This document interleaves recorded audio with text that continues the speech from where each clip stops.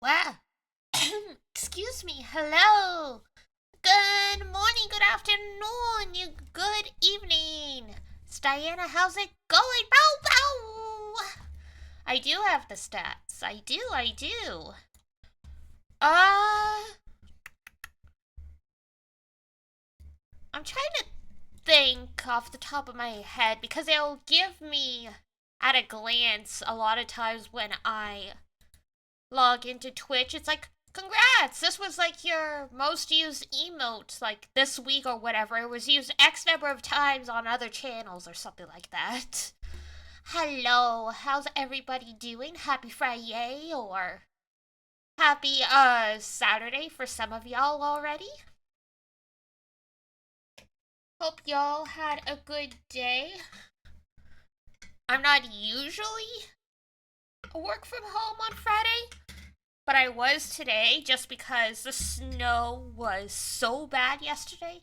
And when I checked the weather this morning, there were still warnings for more snow. It did end up happening, but I'm like, I'm not going outside. My legs still hurt from yesterday. Buses were an hour late, like a delayed an hour. So like I only ended up waiting 20 minutes for a bus yesterday, but like the bus was like an hour late basically to me or snow. If y'all got the kind of snow we get, your entire infrastructure would break down. Like, please see when Texas got that snowstorm, and it was a miracle. Everyone survived.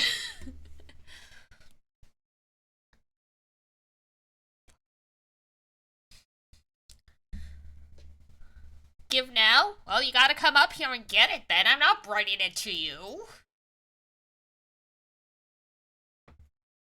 You just want to experience it once? Again, drive north, young one. You will find it.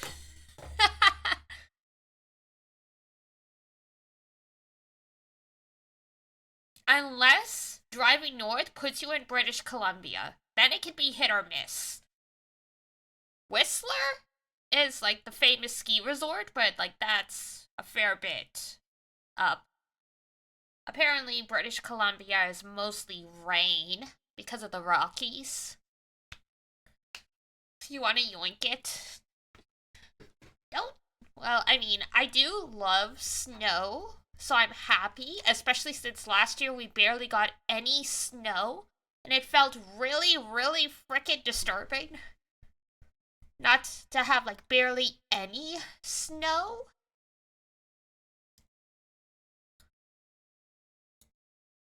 But yeah, when you're stuck out in a ton of snow, it's not nice.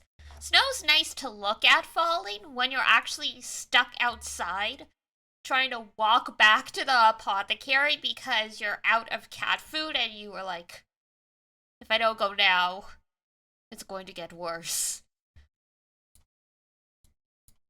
Nearly like misstepped, fell in a ditch because the side because when was it? It was a half an hour there and back on foot.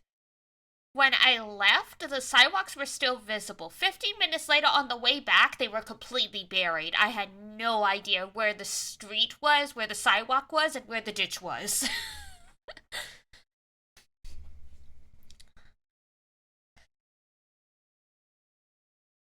Somewhere where it's just constantly raining? Well, ask Zexu where they live. Apparently, it rains like most of the time there. I think that's like the Caribbean, somewhere around there.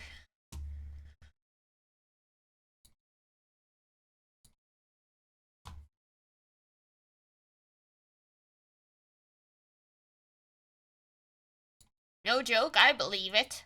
I believe it.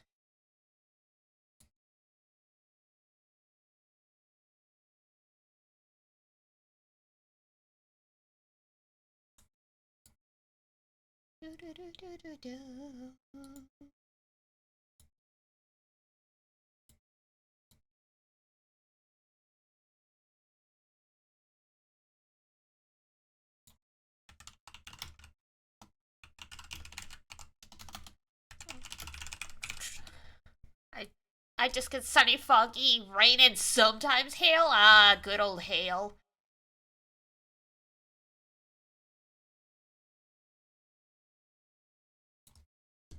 We definitely get hail too, but yeah, like yesterday, the snow was just falling so hard that it felt like hail. Like my face was stinging by the time I got back into the apothecary.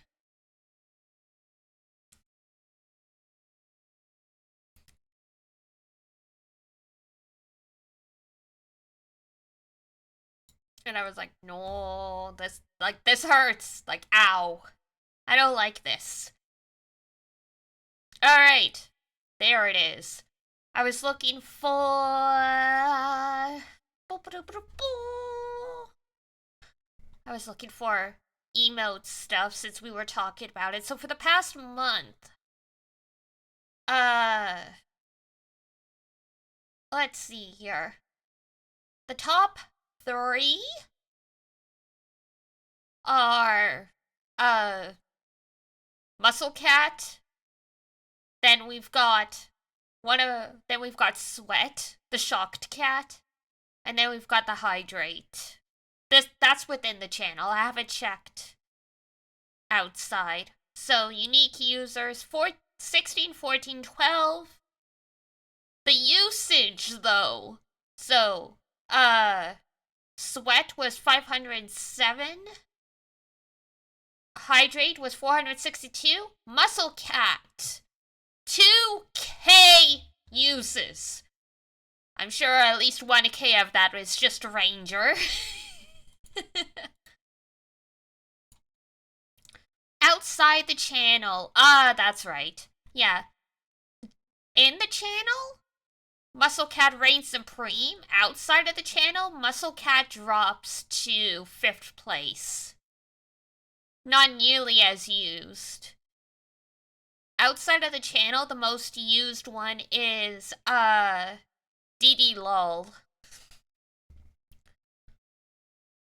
And then the heart. They're like 30 uses apart, so pretty close. That's about what I expected.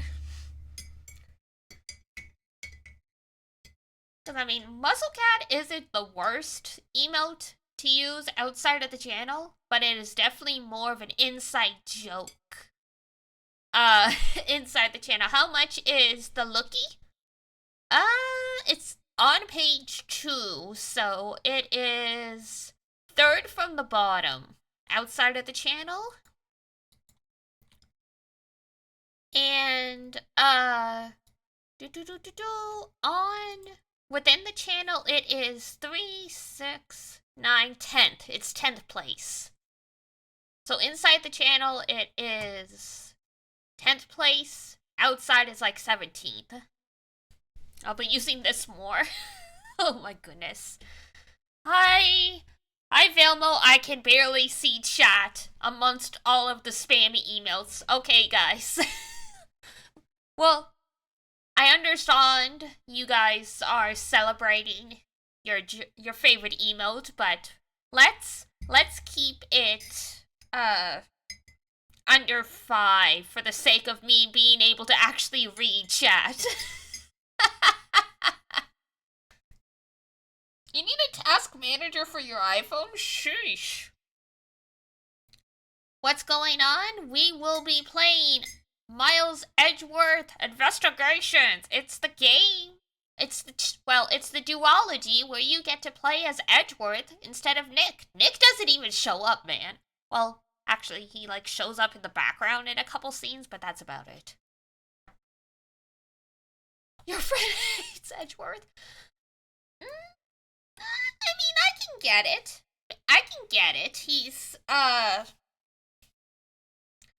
He's not the friendliest person, but I think all the introverts are like, this guy's relatable, I get it. I mean, Nick wasn't particularly nice either.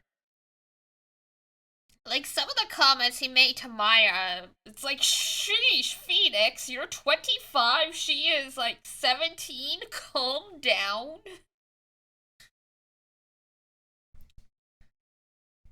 Like, you don't need to be that rude.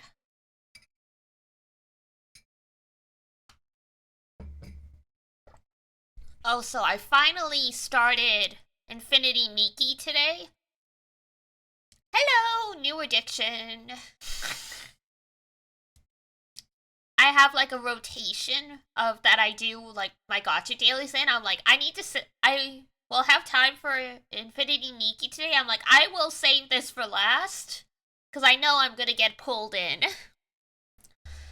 Because that's the danger with a brand new open world game is there's a shit ton of stuff for you to find, so you get sucked into just running around and exploring. Like I haven't even made it to the first town. It is a fashion game, technically. Like there are RPG elements where you like purify monsters and like do some quests and stuff like that, but the gotcha is for clothing sets, so well, its joke nickname is Fashion Impact.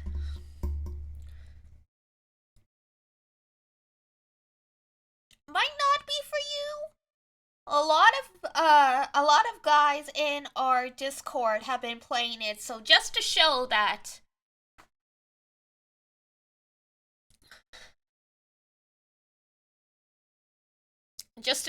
there is some appeal outside of uh women, queers, non-binary, and gay men.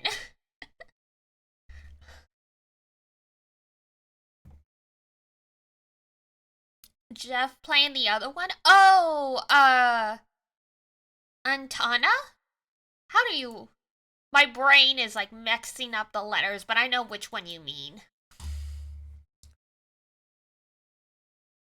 It used to be called Project Mugen when it was in development, and then they changed the name.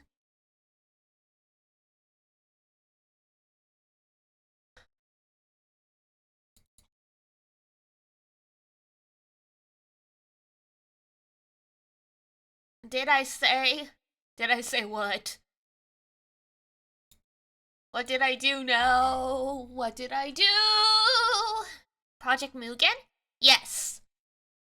So they rebranded it as Atanta or something like that. Yes. It's like Antanta. No release date for it yet, but they've started releasing trailers and stuff so soon. Hi, Freed. Hello. Scroll up, scroll up, scroll up, scroll up. Scroll up, scroll up, scroll up, scroll up. Yeah. Anna Ananta. Pre-reg is open now too? Oh, you know I already pre-regged. You know. Thought I died in a jit somewhere? No, no, no, no, no. They just rebranded it. Cause Nanta is the name of the bunny girl protagonist, it sounds like, so they just named the game after her.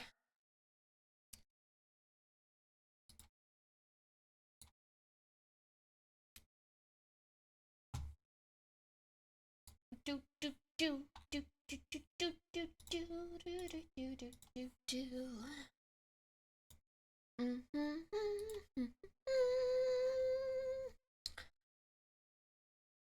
Playing that Jade one, I probably will be too. This has been a rare time where I don't play a gotcha game at launch. Probably because, it happened so fast and so much stuff came out this week. I'm like, I can't keep up. I need a break. I need a chill. I need a chill week.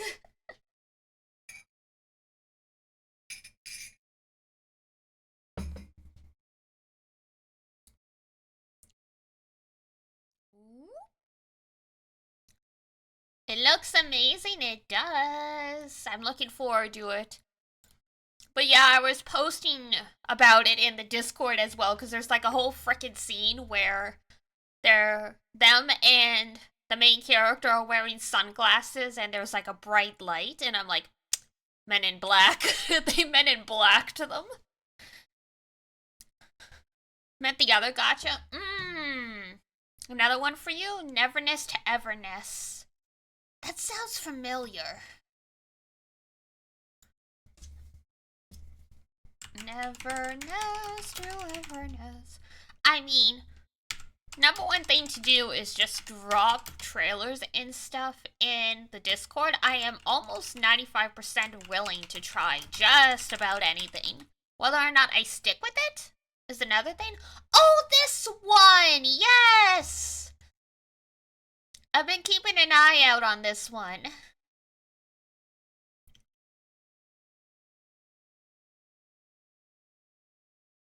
Yeah, I really like the vibe of it. So yeah, I've been keeping an eye out on it. Anything supernatural vibe, I am here for. 120% always. And also Dual Night Abyss. Oh god, do I have that one as well?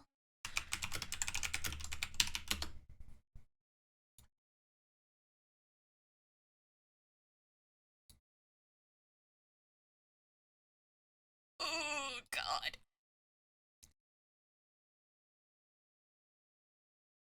Release date.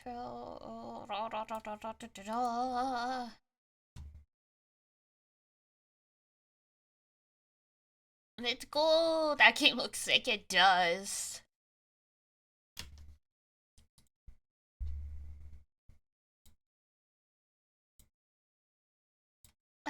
Dual Night Abyss. Oh, it's Duet Night Abyss, not Dual Night Abyss.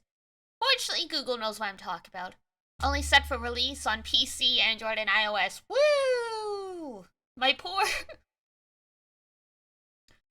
Oh, my poor PC. That's fine, though.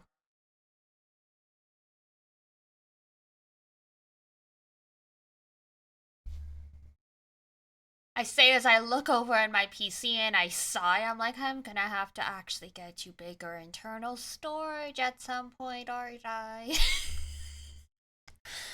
That's just my fear of opening up the PC and doing something I've never done before, which is add parts rather than just cleaning it.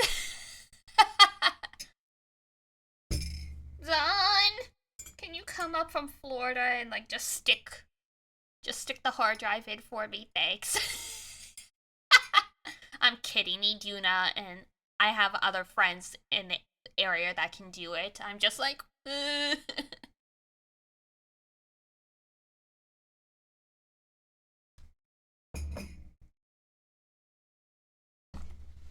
I should get used to it. My PC is... Is it officially 2 years old now? It is. It is officially 2 years old.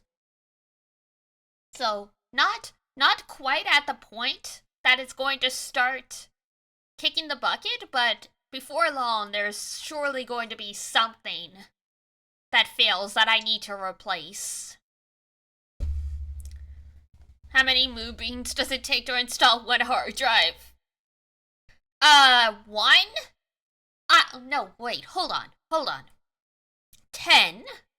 One to actually do the work? One to make Dee Dee some tea for her anxiety? 3 to get a blanket? And, like, the whole bunch of others just for hugs.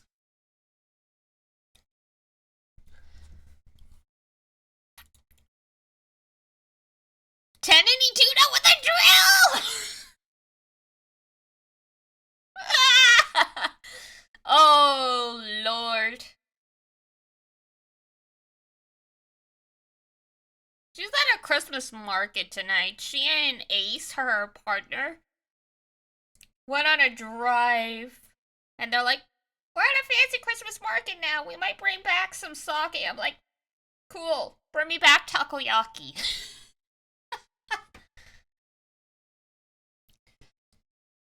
If only, right? I love takoyaki, though.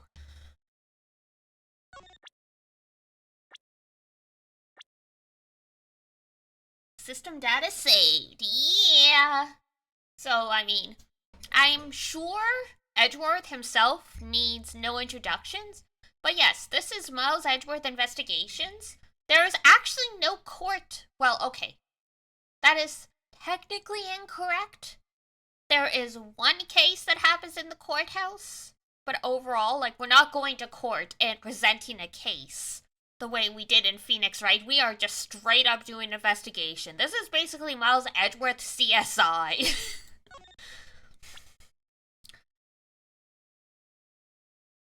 Nihongo, English, Français, Deutsch. I don't know what Korean is in Korean, and then this looks like traditional Chinese at the bottom, and then simplified Chinese.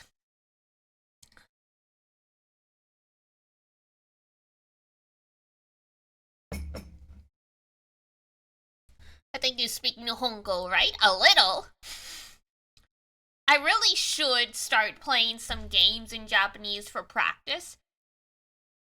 But, visual novels, rather than, like, adventure or mystery games, are usually better for that. Because you don't need to... whether or not you succeed at the game will not be impeded by whether or not you correctly understood instructions. Because what is it? The original Two Heart, which is a classic visual novel from the 90s, they're re-releasing it next year, and I'm like, I am so tempted just to get it. And then we have Dee Dee tries to learn Japanese on stream as I try and play through this and translate it for you guys.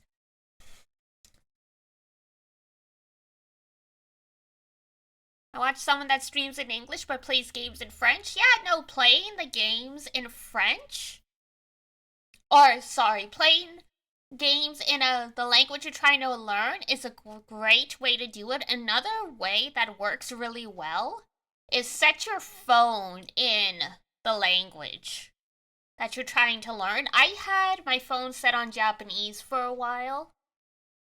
It's good because you indirectly learn the words for very common stuff. Like, you know, you open up your YouTube or whatever, you will know what follow is, you'll know what subscribe is, like, all that stuff. They are French-Canadian? Ah, yes. The French fries, that explains it.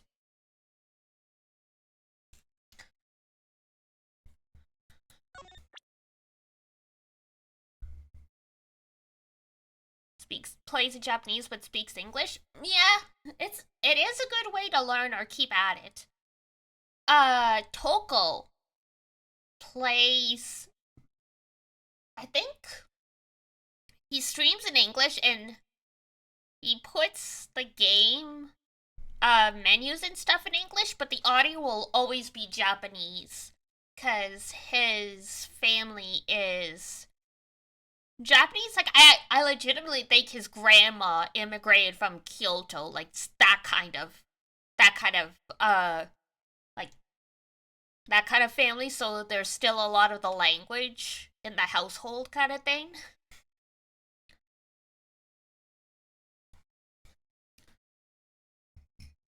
Do the phone thing now? It works good. It was really great, because yeah, I learned Toro. Oh my god. Why am I blanking on it? Toroku. There we go. I nearly said Toraku. I'm like, no, that's not right. Toroku is like subscribe.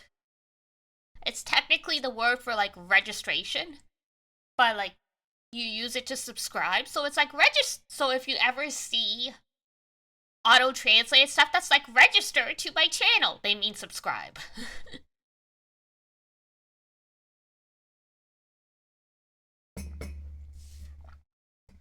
And like is E. So it's like, instead of like click the like button, it's E button. Which I think sounds adorable, but it is just the language. Click the button below to view our privacy policy. No. Okay, Capcom. It's what? E button. So good is E. Like, literally I. So the like button is a good button.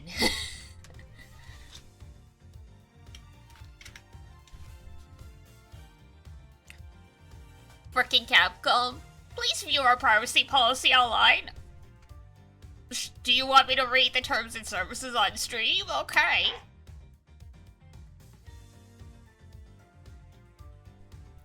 Not quite as catchy as the Phoenix Wright music, but pretty good. Why does this feel like it's like borderline disco music? I don't know why. Next time on DT's channel, reading TOS in Japanese. Oh, Jesus. Yeah, not happening. Oh my god.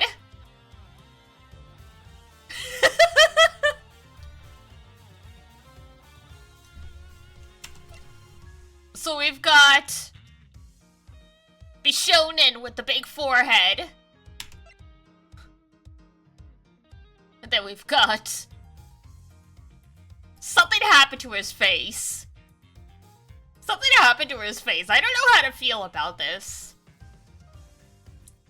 You did have to say that? But you can't make out his features. It's because the sprite's blown up, but yeah. Like, I appreciate this. Like, it's cool seeing him in, like, a more anime game style. But something feels really off about it still. But yeah, the pixel art, because it's so blown in, it just... He's looking a little crunchy. Yeah. I'm sure in the actual game, when you know they're proportional to the scene, it won't look so crunchy, but...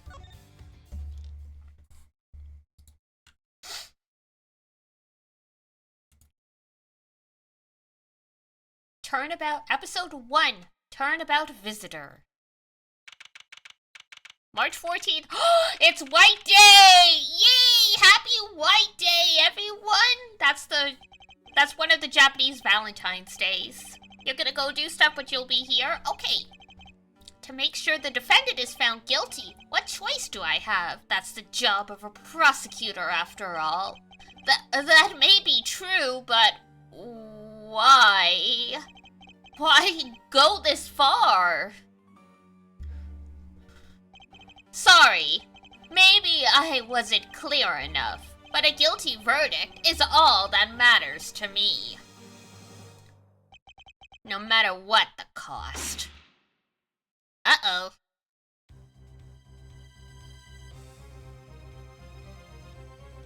Kamoshida? No! Eiji from Prince of Tennis! I'm a prodigy among prosecutors, always have been, always will be. I like that Edgeworth has his old suit in like a shadow box on his wall. 2:05 a.m. Who the frick is at the prosecutor's office at 2 in the morning?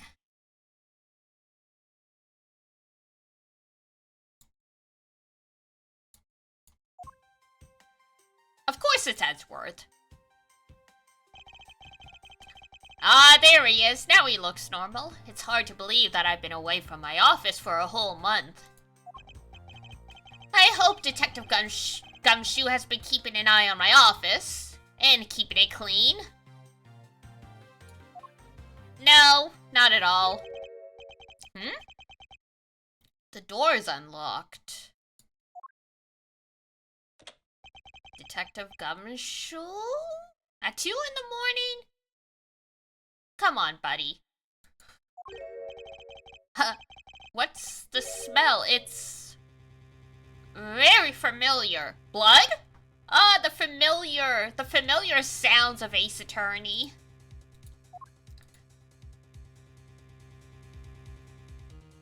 He looks a little out of place in the cutscene. Because the rest of the scene isn't pixel art, but he is. It looks like he just got stuck in there. Well, what the?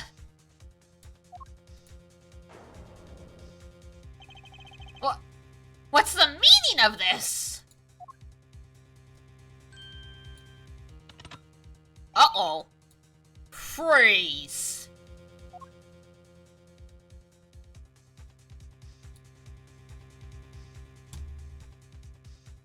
Oh, hey, it's the dude from Hitman. Identify yourself. Shut up. You've got some nerve committing murder in a prosecutor's office. No, the outfit! Is that a threat?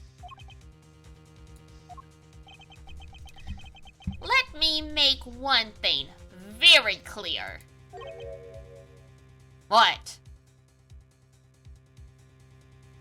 I'm not sure why I'm answering this, but no one gets away with committing murder in my office. No one. Implying this has happened before?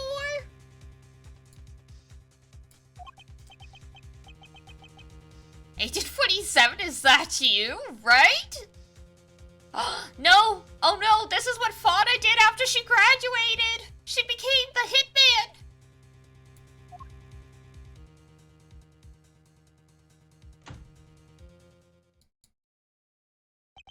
My name is Miles Edgeworth. I work as a prosecutor in my local district. Little did I know that upon my return home after a month abroad, I would be thrusted into a multitude of cases in some very frantic and busy days. By the way, the cases in this game are, was it anacrostic? Like, they're not in chronological order. This is the Haruhi Suzumiya of Ace Attorney games.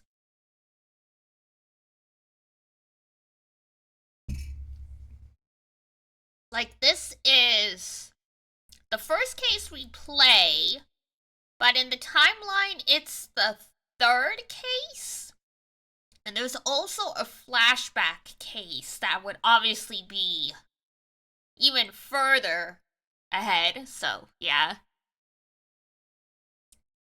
It's a weird thing with this one because Edgeworth acts like he's never met some characters before when he clearly met them in some of the other cases, so it's like, okay. Whatever. So just to keep in mind, sometimes the facts will not be facking. Facking? Sometimes the facts will not be factual. That's the word we're looking for. Sometimes the facts will not be facking. What the heck am I?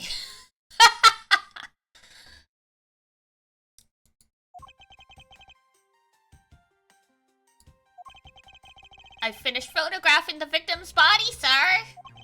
Very well. Please continue your investigation. Yes, sir.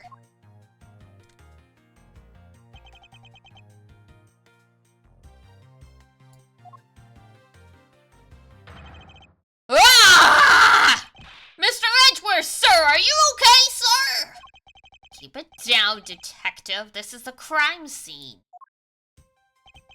When I heard that a murder had taken place in your office, I ran up here straight away. This is Dick Gumshoe. He is a detective with the local precinct. And the one they assigned to handle this murder case for the time being. Gumshoe working the night shift. You're looking a little pale, sir. Are you hurt?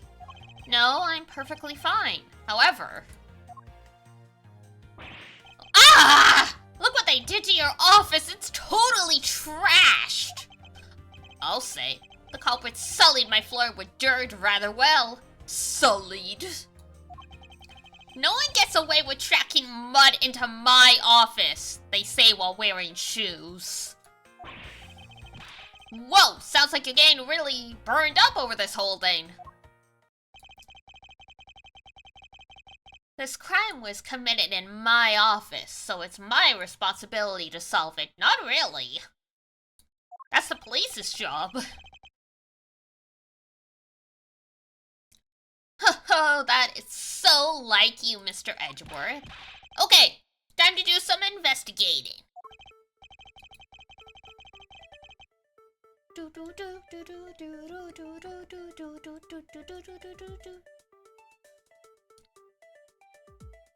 Agreed. Our first course of action is to gather relevant facts and leads.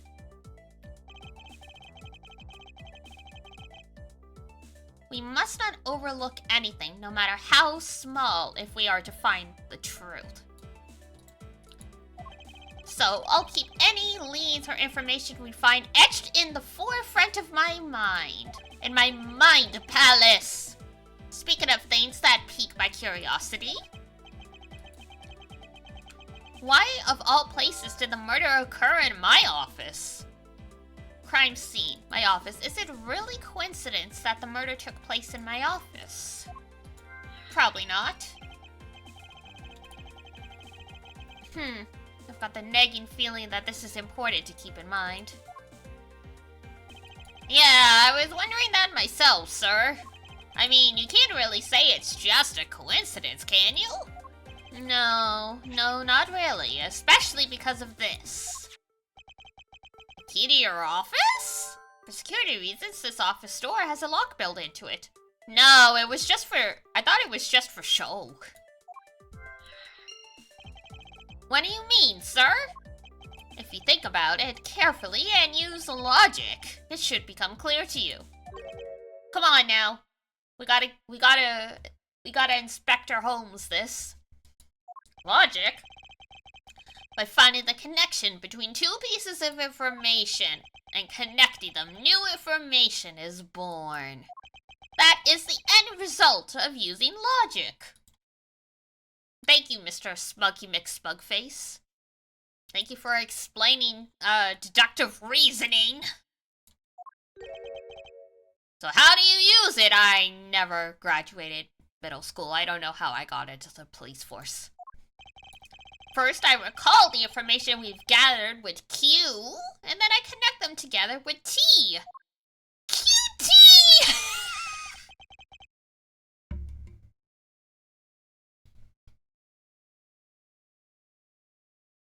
Aw, Edgeworth, that's adorable. He set his password as QT. Teehee.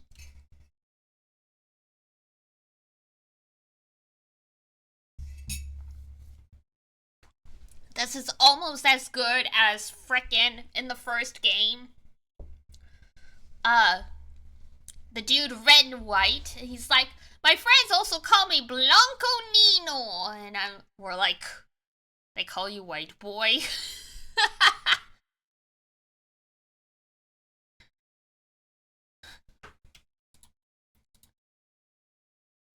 Now use Q to recall the...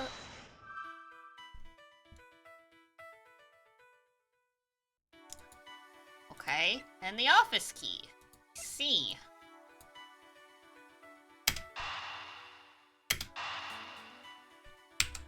Oh, it's literally puzzle pieces together. That's cool. For security reasons, all prosecutors' doors are outfitted with locks. I mean, I think most buildings have locks these days, but understandable. Which means it would have been hard for the murderer and the victim to get in here. Ergo, it's impossible to dismiss the location of this crime as mere coincidence. Yeah, that's exactly what I was thinking, sir! There must be a reason why someone infiltrated my room. What was the killer after? The killer's goal. Why did this happen in my office? What was they after, okay? You're really on the ball today, Mr. Edgeworth. That's some beautiful logic, sir. They are so alert, considering it's 2 in the morning. And Edgeworth just got back from being out of the country. What is jet lag? Edgeworth doesn't know. Yes, well, when you follow leads to their conclusion, only the truth remains. However, if the information doesn't line up properly, I may stray far from the truth and, take a shot to the back. But if I think carefully before piecing leads together, the logic should flow. Well, let's get started with our investigation, shall we? Yes, sir! Begin investigation! Yeehaw! Room 1202. This building is 12 stories tall? At least? Sheesh! I mean, I guess that's not that unusual. The basis of any good investigating is to examine everything, sir. I know that.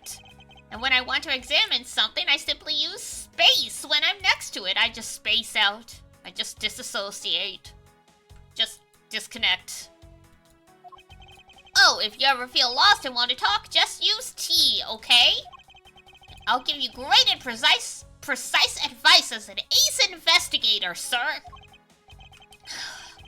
Something to try later if I have free time, I suppose. Thanks, Edgeworth. And look at that! We walk around now. This is much more of an adventure game than the original Ace Attorney games felt.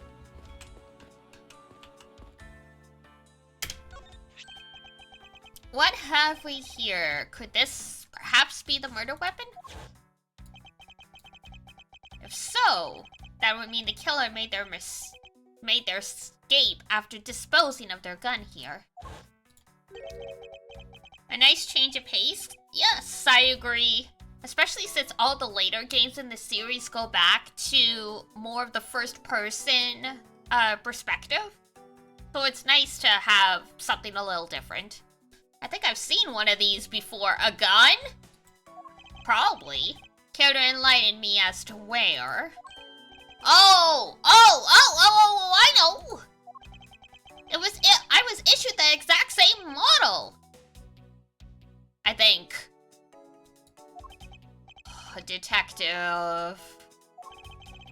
I don't really like guns all that much. I mean, they're really dangerous, and yet she kept trying to show it to Pearl in the second game.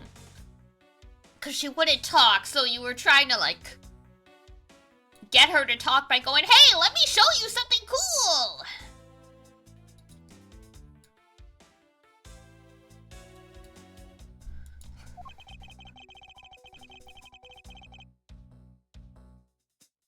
It's a little vertically misaligned. Oh, I see. Hang on. Let's try. Can I get it to? Hang on.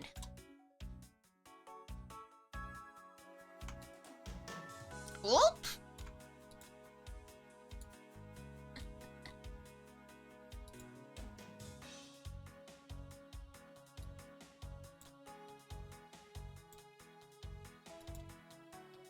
Alright, we'll see how that goes. Hang on.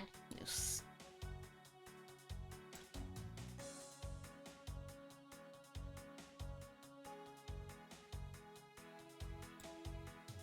There we go. Should hopefully be okay. Trying to get chat boxes to work are always an adventure.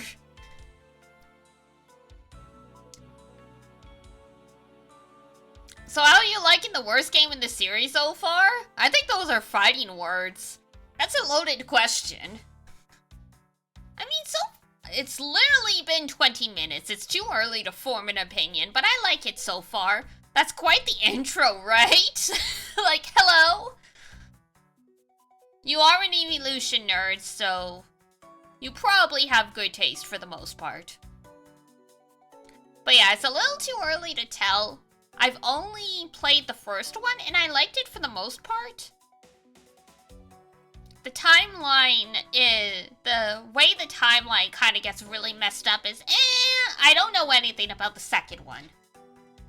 So come back in a month when I finally get around to the second game.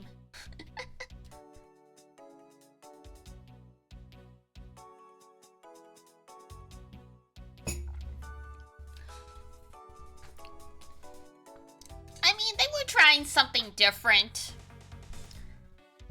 What is it? What's the word I'm looking for? Blah, blah, blah, blah, blah. The second in a trilogy will always be the worst off, for the most part. So it kind of makes sense that Miles Edgeworth Investigations was a little bit of growing pain.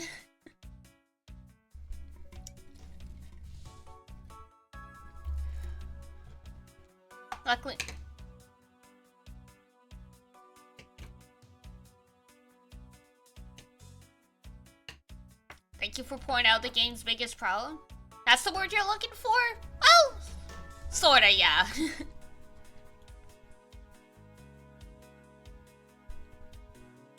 But it's like, yeah, it's always the second series, sequel, whatever in a trilogy will always be one of the roughest because it's the middle of the story. So to me, it makes sense this one has some issues because they were having growing pains. But oh yeah, I warned chat at the beginning that it's like, by the way, the timeline for this is all over the place. I called it the Haruhi Suzumiya of Ace Attorney. Because the timeline's just gonna bounce all over the place. I don't use mine much except in an emergency, so that's why I don't recognize it. I mean, I think that is supposed to be the correct procedure for using a firearm. You're not supposed to use it willy-nilly.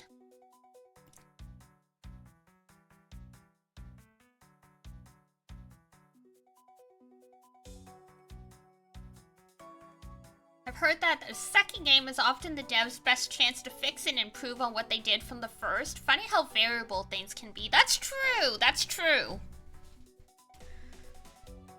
And I mean, that's the thing, right? Usually a sequel / second game has the most drastic changes from the original. And sometimes those are well received, sometimes they are not.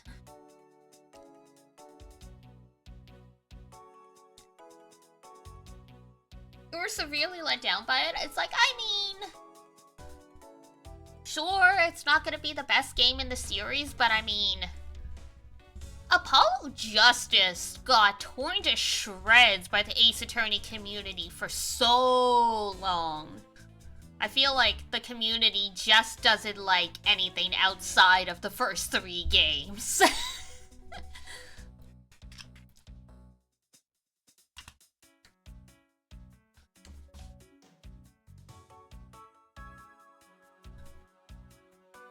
That's because Apollo Justice kind of sucks. Incorrect. In my opinion, anyway.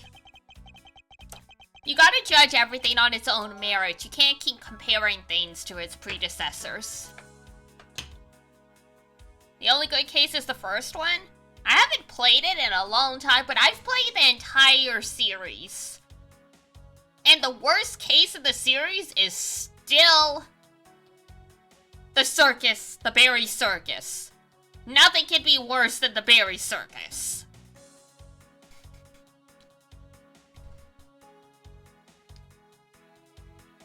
Disagree? Well, that's fine. But I am the streamer! My opinion wins! Turnabout Serenade is worse? Disagree.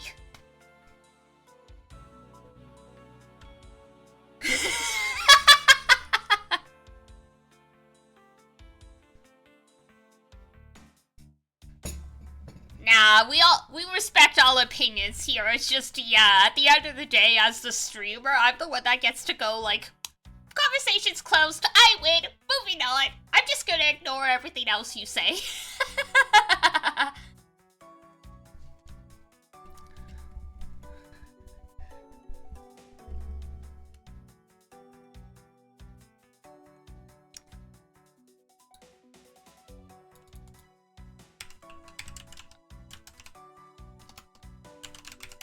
Let me see if it's the one I'm thinking of, because it's been a while.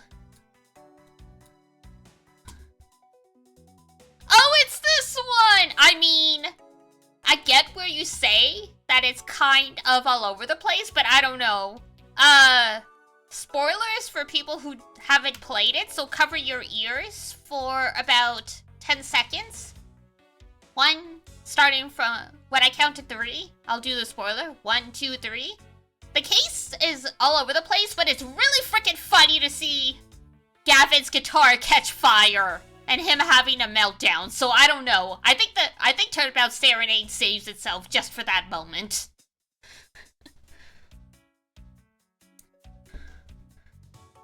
Hey! Spoilers in chat! Do not! Remember, a lot of people okay? You just literally said who the killer is. Come on. That doesn't spoil the end. It's still technically spoilers. That's why I gave the spoiler warning, so be nice. There's your one warning. Next time you get a bonk. Most people have never gotten bonked, but just an FYI, we take spoiler stuff very, very seriously here. I have banned people on the spot for spoiling stuff.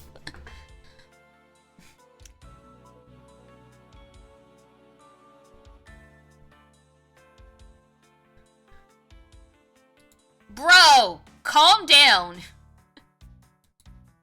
We're not here to talk about... We're not here to talk about things people haven't even seen yet. So cool it? We're talking about the spoiler stuff? You're here to watch me play Miles Edgeworth Investigations? Whether or not you decide to stay around is up to you. But don't start coming at my chat asking when they've already, especially Zon, when they've already said they don't know anything, so. You'll chill? Okay. Right, good. Edgeworth, gun. Gumshoe, gun. Ah yes, the Steel Samurai. Oh. Wrong button. Gotta learn all this stuff. Well, it's a good thing my Steel Samurai doll was spared any harm. Thank God the merch is fine. Can you do me a favor? That depends what it is. Can I just run against the wall with Edgeworth? I will try in a moment.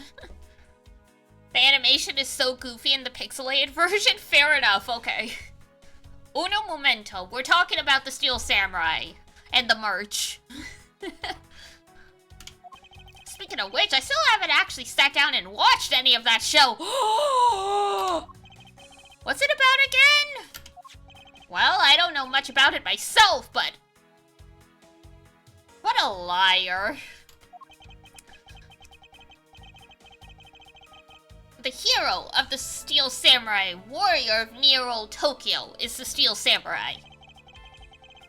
And his goal is to defeat the evil magistrate. It's a show geared towards kids. However, its high production values and riveting plot draws in a number of adults as well. Spin-offs like Pink Princess, Warrior of Little Old Tokyo, and the Nickel Samurai. Along with the deluge of merchandise and even a new stage show gives it presence.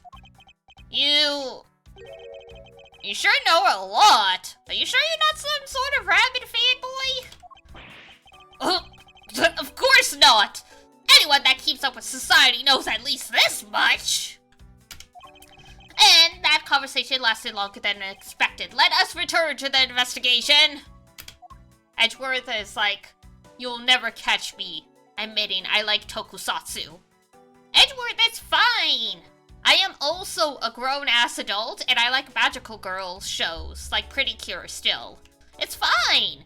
Sometimes we like to indulge our inner child in some whimsy. And, I mean, considering the childhood Edgeworth had, I think he is allowed to like some childhood stuff. Because, do you think Von Karma let him watch any children's television? Absolutely not.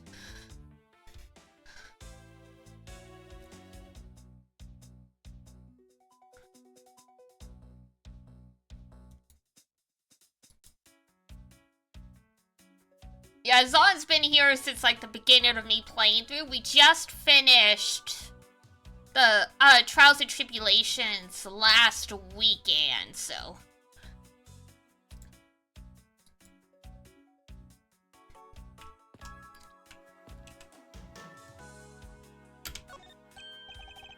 As for me, I've played them all except for the second,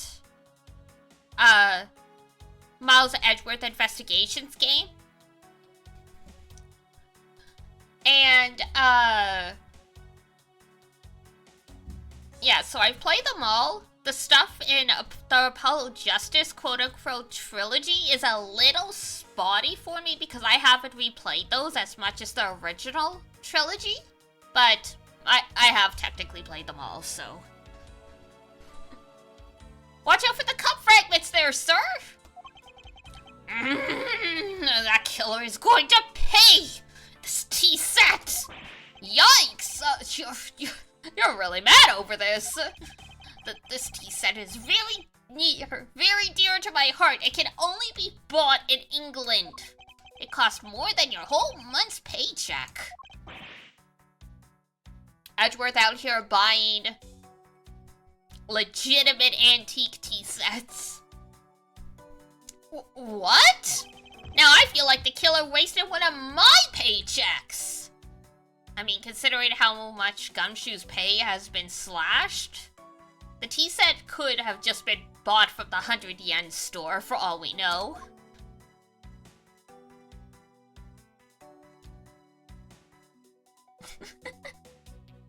I can appreciate a collector, yes, and yeah, it's ad break time. So don't worry.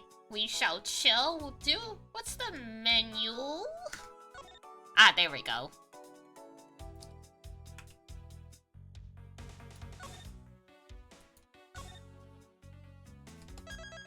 Dun dun dun dun dun dun dun dun dun.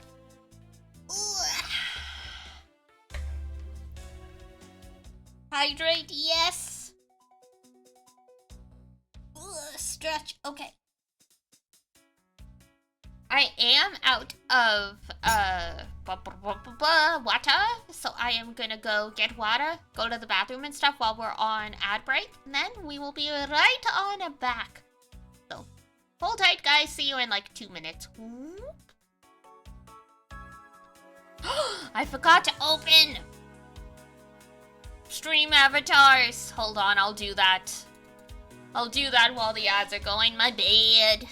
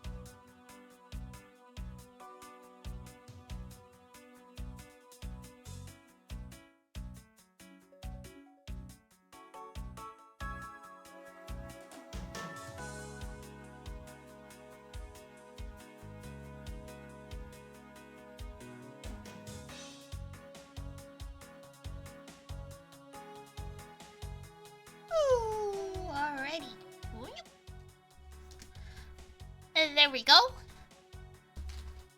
Got some water, and I also grabbed my cough drops because the air is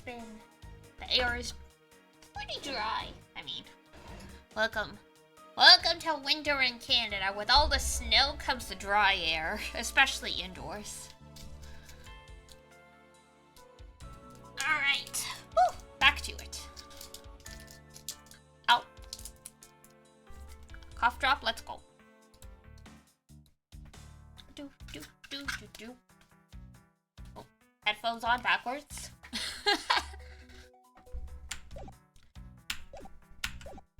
Beautiful.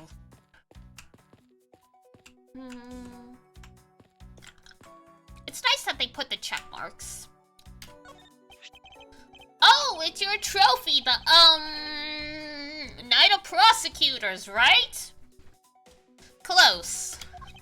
King of Prosecutors. And it's not a trophy, it's a shield. It could be a shield and a trophy?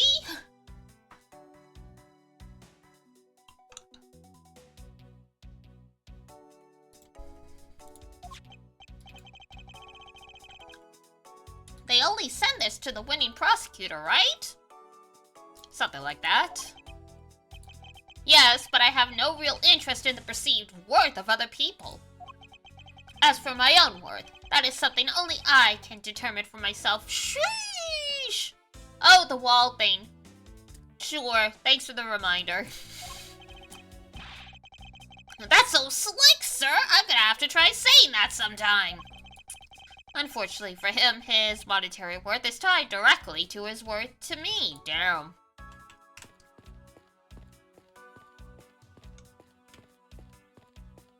Was that what you wanted? Does that do it for you, buddy? No, girly, you gotta run? Well, girly, you gotta tell me how to run then. The game hasn't told me how to run yet. You gave unclear instructions. They finished photographing the body, so it should be alright to examine this area.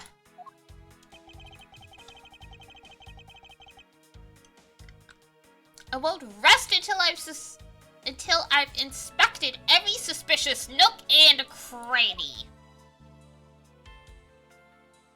Hold B? Alright, I will hold B when we get out.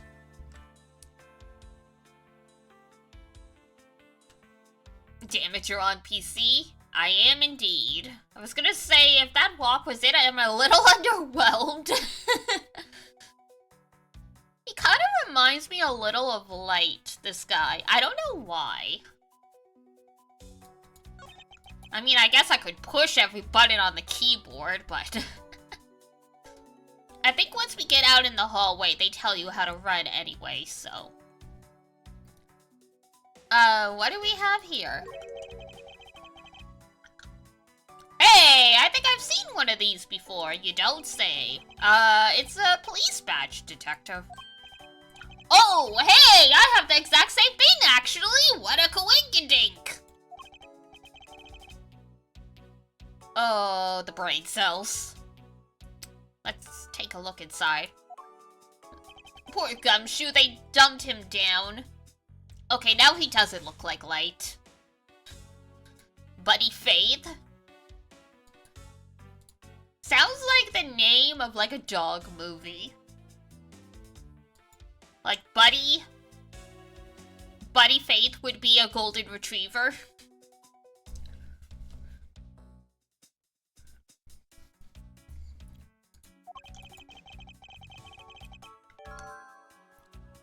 It would appear that our victim was a detective, just like you. Sprint to Z? Alright.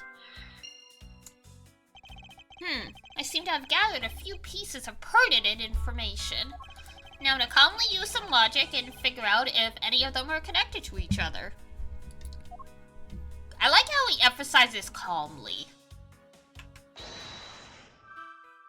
Alright.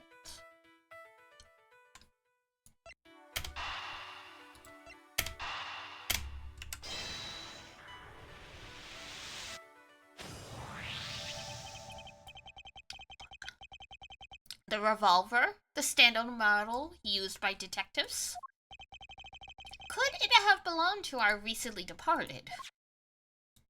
Detective Gumshoe, could you please thoroughly check the victim's body one more time?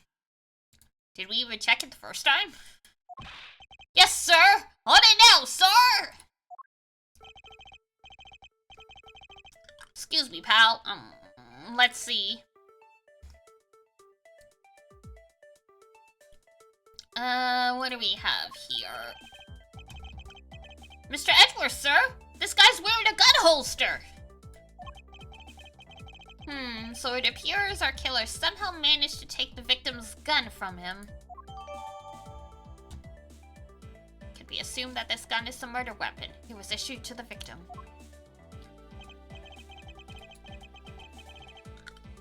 Are you going to be okay keeping track of the evidence we find, sir? Like, you know, are you 5? Of course, this is the safest way I know to keep track of it all. Alright, if you say so. I log any and all evidence I find in my organizer. When I want to re-examine a piece, I have but to press E to open my organizer. He's got a planner! He's got an agenda! But the organizer isn't only for evidence. I keep people's profiles on hand in it too. Of course it's leather. I like the prosecutor's badge is like a cross. It looks like a flower, but it's also a cross. Proof of my profession, however, I prefer to keep it in my pocket. Instead of pinning it to my lapel like some dumbasses I know. 29. 32. Oh, Gumshoe.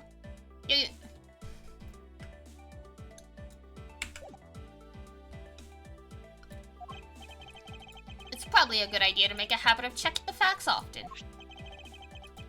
Let's see what else we can find out about this revolver. Oh, hey!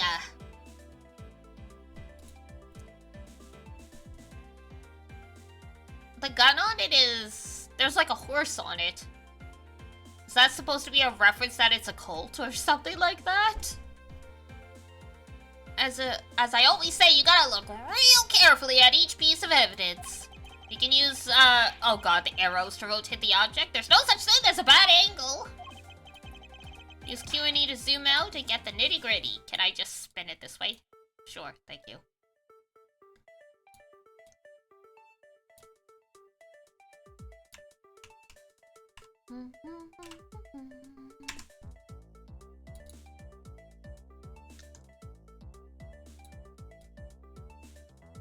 "3D!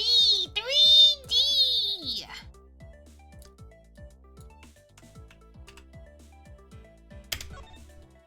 There we go. I was gonna say, we need to check how many bullets there are. It looks like only one round was fired from this. Wow, so the killer killed Vic with just one shot after wrestling the gun from him? Sounds like the guy knew how to handle a gun, huh, Mr. Edgeworth? We have no proof for now, but that is a distinct possibility.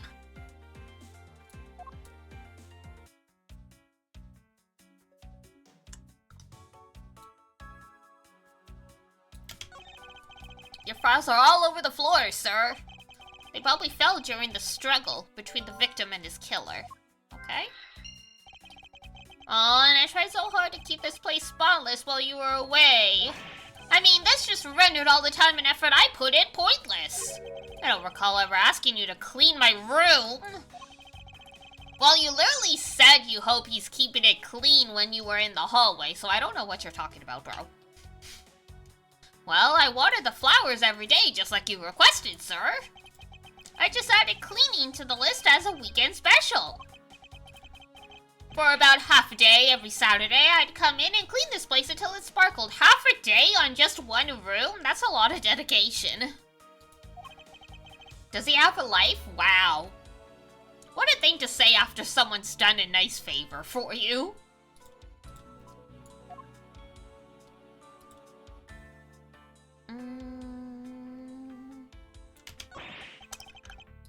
I don't believe it! I packed those files on the shelf so tight that not even an earthquake could make them fall off, but just look at them!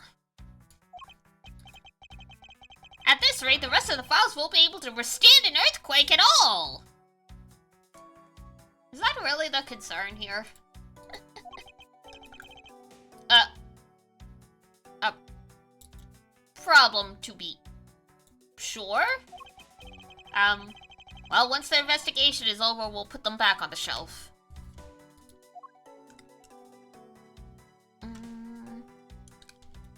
Not gonna say anything about the gum? Just written right there? Okay. Let's give the body a once-over. There's blood all over his lower abdominal area. It looks like the bullet passed clean through his stomach. Damn. In other words, he was shot. Yup, and until the autopsy's done, I don't think we're gonna get much more than that. Please have the body sent to the morgue once they're done processing. Body was found at around 2:05 a.m. Guess this is about all we're going to find out. We should send the body to the, gym! Damn! Why?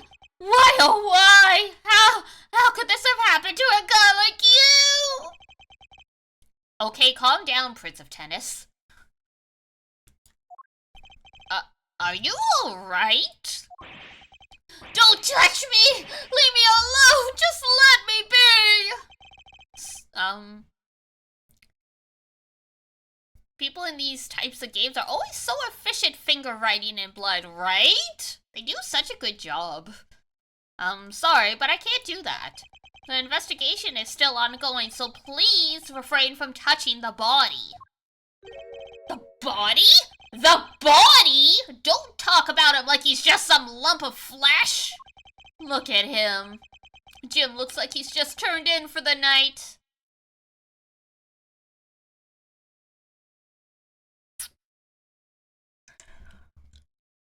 Hey now, not everyone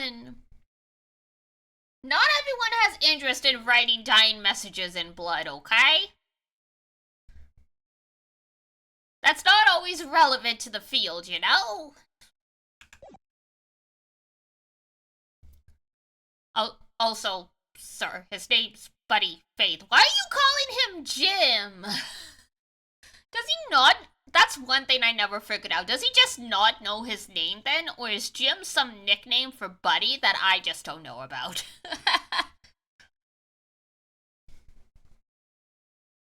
The guidance counselor never recommended that one. I think it's pretty obscure, and I mean, considering the fields you went into. Because the pun is because Jim Buddy, because he's a jock? What? No way. No way!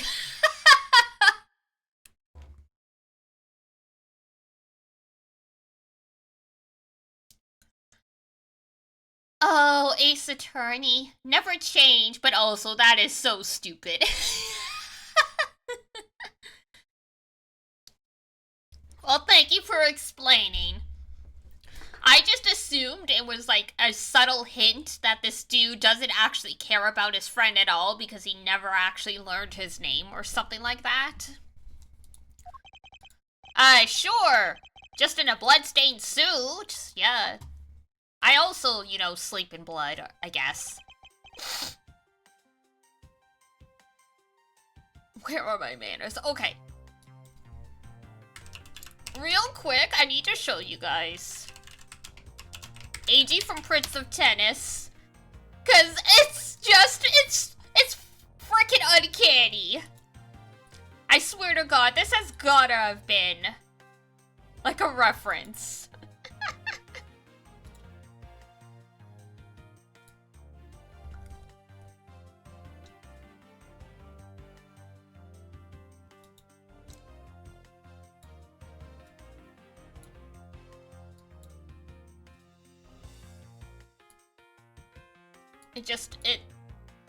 Hang on. That's why I keep calling him Prince of Tennis, so hold on one sec.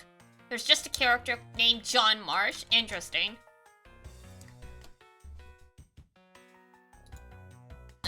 hold on.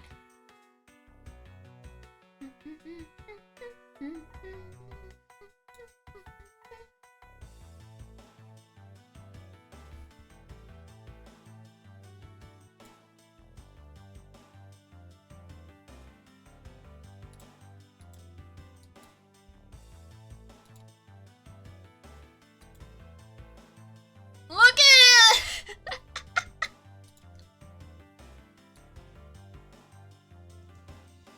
They are like the same dude.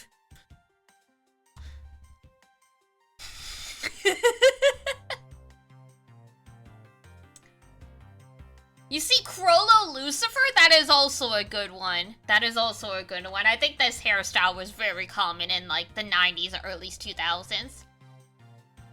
He is just baby girl? I see. So that's your type, huh?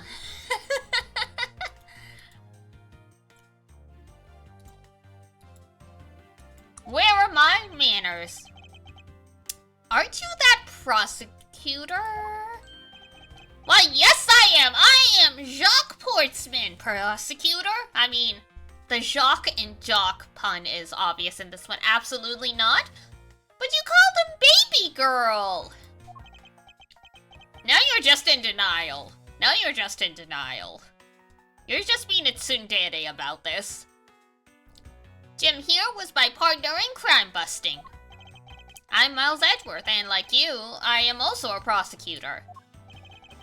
Detective Dick Gumshoe, sir. They haven't accepted it yet. They're in denial.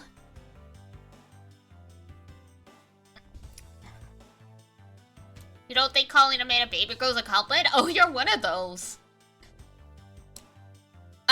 Most people use baby girl as a term of endearment, even when they're a dude, so... You like your boys floofy? I see. I see, I see, I see.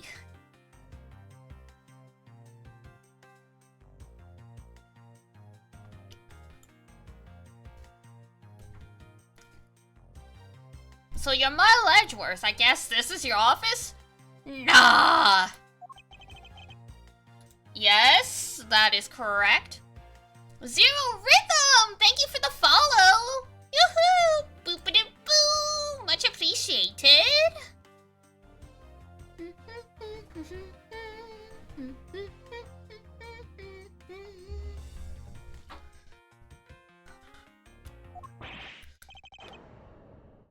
Oh my, if something smells, it's usually the butts. Ah, the butts.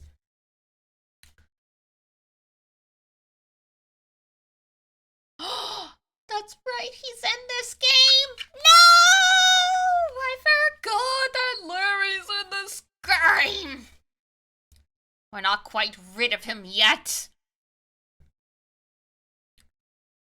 Then it was you! You're the one who killed Jim! He's in this game like a lot. Yeah, I just totally forgot. That's all. We can't escape him. Hey, don't go around jumping to conclusions, pal. Just calm down, okay? I will not.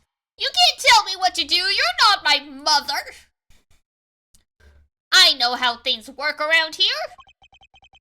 High prosecutor's office doors all have locks built into them. And only the owner of the office has the key to his or her own office door. He's such a dumbass, Larry. You're so dumb. Larry is truly something. Like, they do say opposites attract, but the fact his two bestest buddies became lawyers, and this poor guy can't seem to hold down a job longer than a couple months. Like, wow. This poor guy. You almost feel bad for him at some point, but also not, because rather than improve himself, he just continues to find ways to be a nuisance.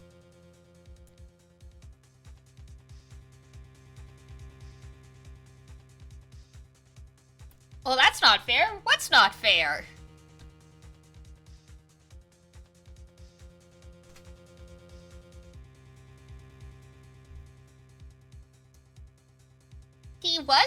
indeed, you are correct.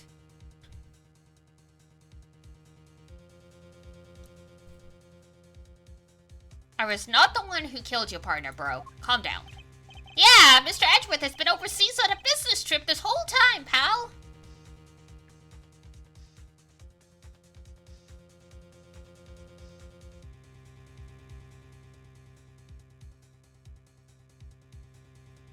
Yes, that is Edgeworth's backstory.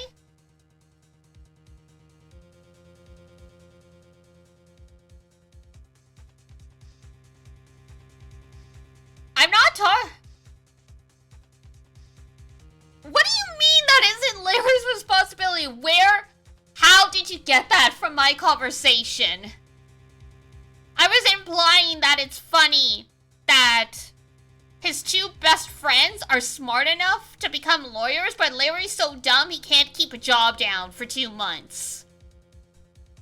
I'm not talking about backstories and why the boys became lawyers. I'm just speaking generally about intelligence here.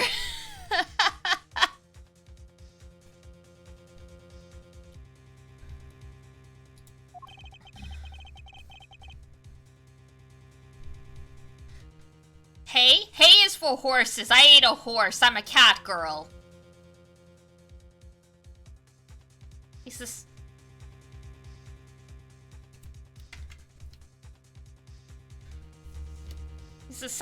He's the second or third best artist in the series. Leave him alone. Too bad he doesn't have the ability to do freelance or even draw a manga. He could do something with himself instead of, a new job every month.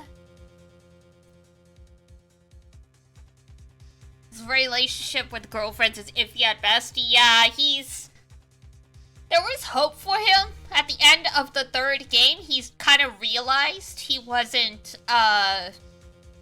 really amounting to much.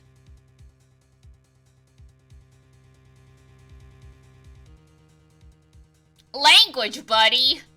I don't have rules against swearing, but you are, like, heated.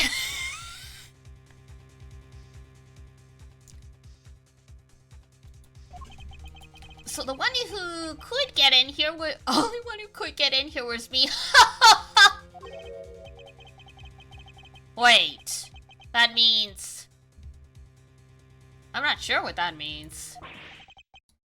So it was you, then! You're Jim's killer! No way, pal! He's dumb, but he gets the job done. That's true. That's true. There is all different types of intelligence, but yeah, Larry's a hot mess. He can still turn his life around. There's plenty of good people out there who, through a series of unfortunate events, just never quite get their life going. Larry is, for better or worse, one of those.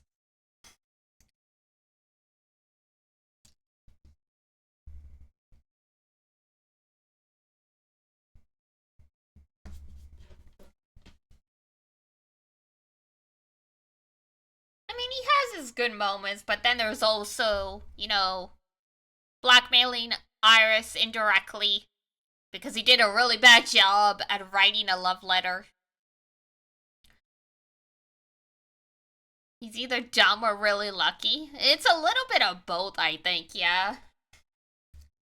His luck stat is extremely high, but when he loses on his saving rolls, because his other stats are quite poor, things go very, very badly.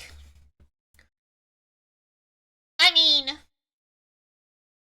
he doesn't technically have worse luck than Maya. Maya is like, she was born under a star of calamity or something, this poor girl.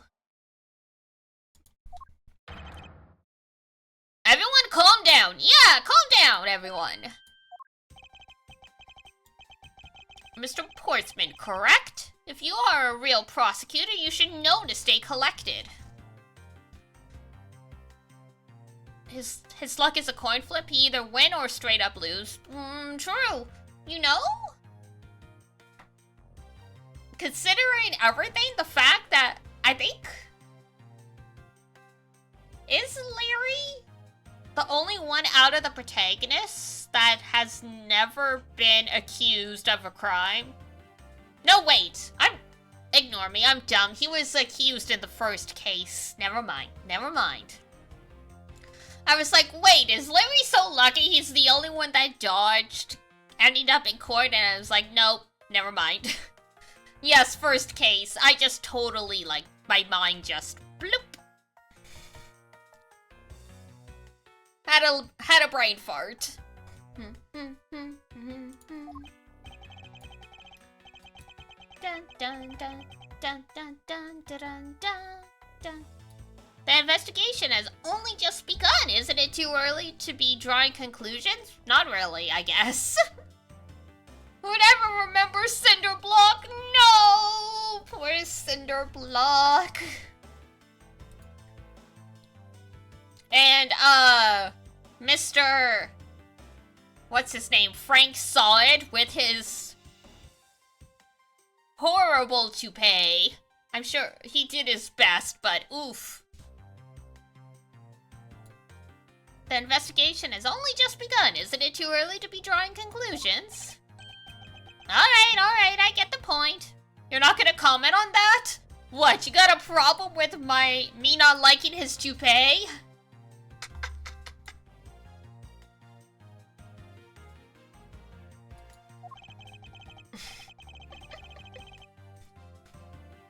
You're right, my mistake. I tend to get a little too hot-headed sometimes. Okay. He just may or may not show up again. Frank saw it? The witness?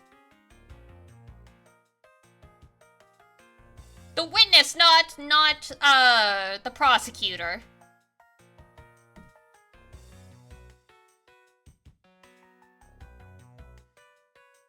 No way, Frank saw it comes back? Frank didn't know his name's Frank saw it, which is hilarious.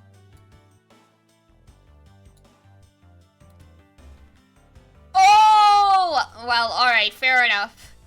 Oh, there it is! Right there on his wiki page. Interesting.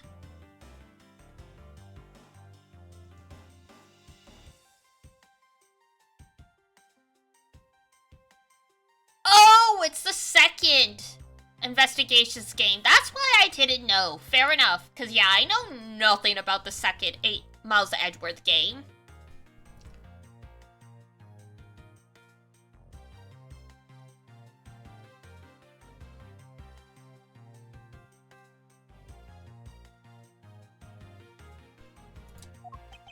You sure are one cool customer, though, Mr. Edgeworth.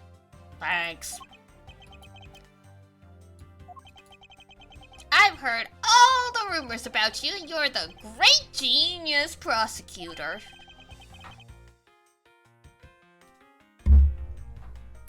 You're something of a legend, you know? Anyway, let's call a truce and work together, okay? Now, how about a handshake to seal the deal? Do not touch me with your hands.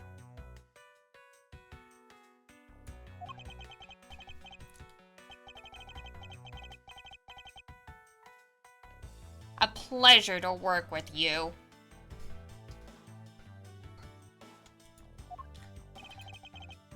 You guys were conducting your investigation, right? Sorry for barging in like that. Carry on then, it's your room after all. You still haven't gotten over the name changes? I heard some were pretty contentious in the fandom, yeah.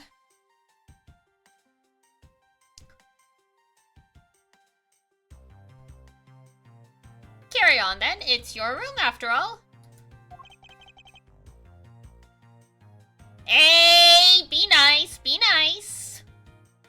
It's actually a good name. It is, but that's always the interesting thing. People get so attached to whatever name they preferred or thought was canon, and then when a canon name gets picked and it's not that, people are up in arms.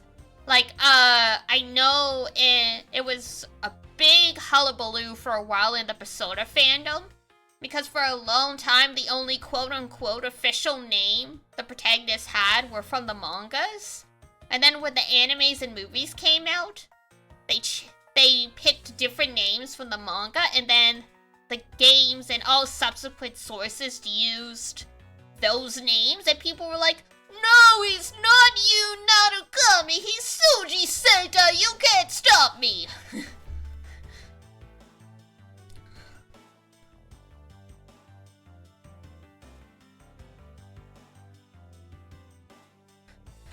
The best does sound funny, but I mean, Eustace Winter is also funny because Winter is an actual surname. And it also, so yeah. There's pros and cons to all things. It's not easy coming up with pun names. I think the people both in the fandom, fan translation, and the official translation did a good job. Plus, if they use the names in the fan translation, they would have gotten in trouble because then it would have been acknowledging an unofficial, technically illegal translation, and Japan would have had a fit. So, there's that as well. Like, you cannot acknowledge stuff that's not okay fan work, so. You don't like when characters have weird first names? Apologize to all the people IRL who have weird first names.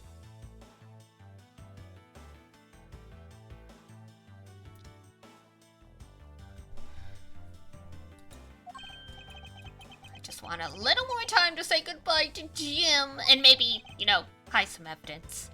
You there! Sir!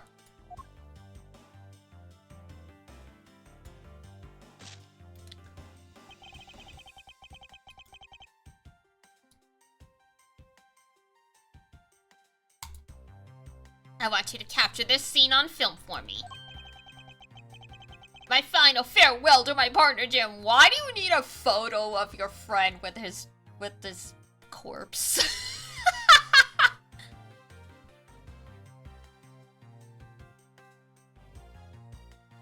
Yeah.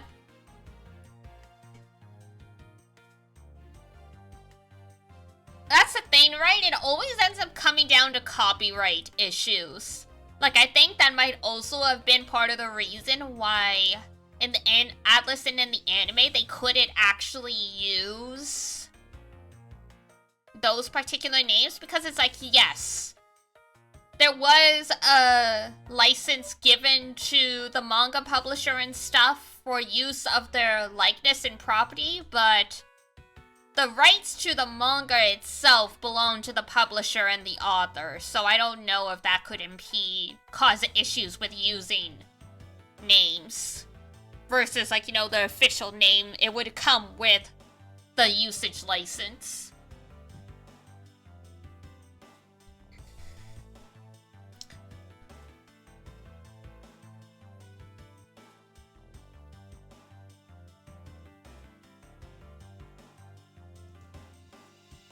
You're so passionate. It's kind of hilarious, but my final farewell to my partner Jim.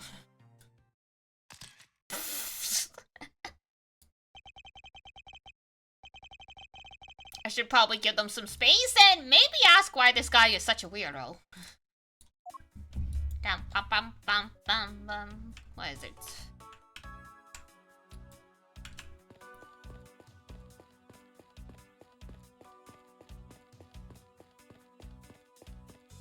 I don't know, the running animation into the wall doesn't seem that funny. But if that's what makes you happy, then whatever works for you, friend.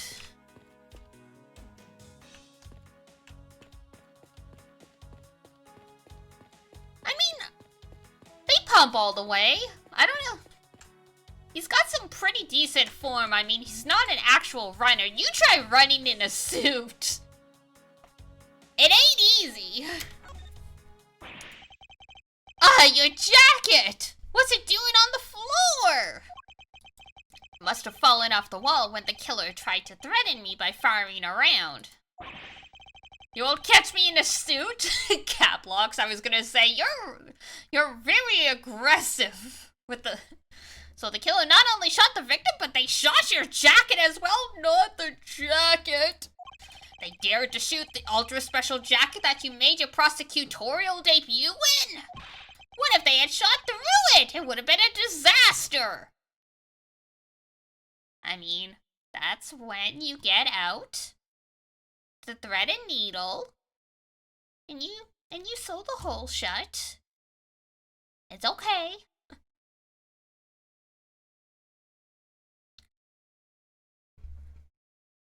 You're gonna throw away a perfectly good pair of jeans? Damn. Do I even want to know what you wear then, if you hate suits and jeans that much? That's not very appreciative of a gift, right? The proper attire? What the fuck is a proper attire? Bro out. Pursuit.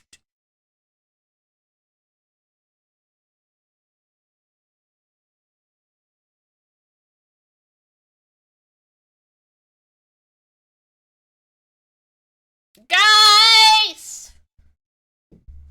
We finally have a furry in chat!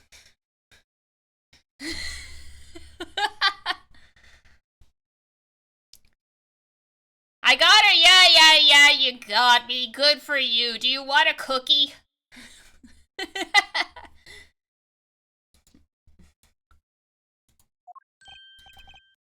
Huh? Like what? Was it not obvious when I said I like my boys floofy? No. When you said floofy, I thought you just meant you liked them really girly.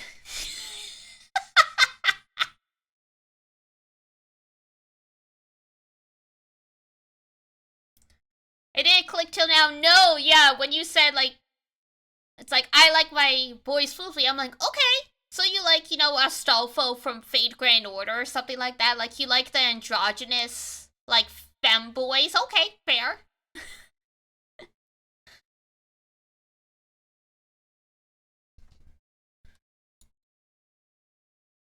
Just straight floof. Well... Alrighty then. Y'all have fun. I have no idea who that is, but good for you. I have cookies, so I'm going to get some cookies. Get some cookies! And share with chat.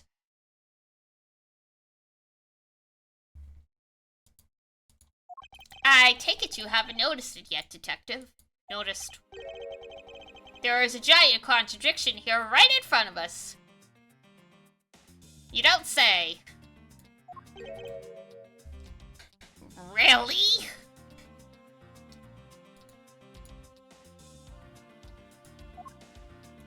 Dum bum bum bum bum bum. Did I say contradiction? He must be rubbing off on me. The boyfriends! I'm starting to sound like him. That's what happens when you're boyfriends! But I have my own methods, and I will conduct this investigation my way. When the scene before me contradicts a piece of evidence or seems off, that's when my detective skills come into play. First, I have to find the spot that holds the contradictions, thinking about the BF a white day, right? Damn. Just came back from the country at 2 a.m. Gonna have to make this up to the BF.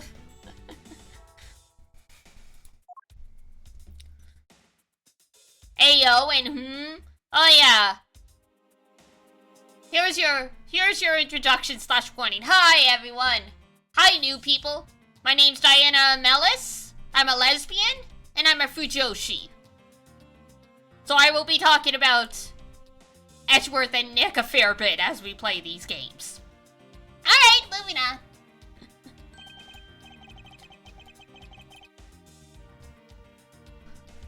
This is it, the bullet hole where the contradiction lies. When I spot something that seems off, I should point my cursor at it and press T with conviction. And when I have found sufficient proof to prove the contradiction, I present it. This is how I do things. This is how I roll! Ah, yes, because there was only one bullet missing from the gun. Eureka! I forgot he said a Eureka. Oh, sweet Miles. This bullet hole is the contradiction. Did you just say Eureka, sir? It's elementary. 2 shots were fired in this room. They didn't say objection, I feel cheated? Yeah, they don't say objection in this one. There's no courtroom procedures either. Like, there are some cases that happen in the courtroom, but as far as I know, there's no actual trials. It's very wild. The first felled the victim. And the second felled this frame. Yeah, it felled this frame and the frame fell.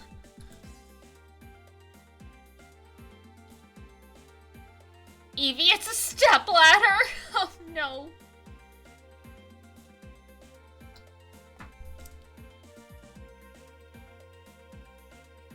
Not the stepladders. Hey, that's right! However, this gun was only fired once. Hey, that's true too. Which means that one of these 2 bullets was fired from a different gun. Did the killer have another gun prepared for tonight? Why bring 1 gun when you could have 2 and just confuse the heck out of everyone? By the way, I noticed something, sir. Yeah? Yes? What's that thing sticking out from behind the frame? Ah, that. It's a secret safe. A secret safe? Oh, I smell money! You're really gonna steal from Edgeworth? I'll spare us the trouble and just say it. Nothing like what you're imagining is inside. Now, if you could kindly move this frame out of the way. Roger that!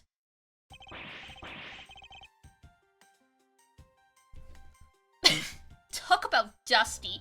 I was gonna say, what is with the big oil smear by the keypad? And then I just realized that that's just the area. The only area that's not dusty. Then, poof. I suppose that's what happens when I'm not here to dust it for a month. Ladder is the name. It's 2 long rods with runs between them for the purposes of stepping on them. Ladder is a ladder. You know, this reminds me of the days of Tumblr when they would make giant threads contradicting each other using Miles and Phoenix images like they were actually arguing in the post. I had no idea there was a safe here, or I'd have kept it clean for you, sir. So, when did you put this thing in? It wasn't something I had installed personally. Every prosecutor's office has one. Really? I had no idea! Well, only prosecutors are supposed to have knowledge of their existence. So what's inside, Mr. Edgeworth? Right now? Nothing. We only use them to store especially important evidence when a trial is in session. So, like, all evidence? That's it? Talk about squashing my hopes and dreams. Go play Undertale, Edgeworth. Go play Undertale. Gumshoe, you'll feel better. Secret safe data. Jot it down in my organizer. I won't rest until inspected every suspicious nook and cranny. Okay, Edgeworth. You enjoy inspecting all the cracks.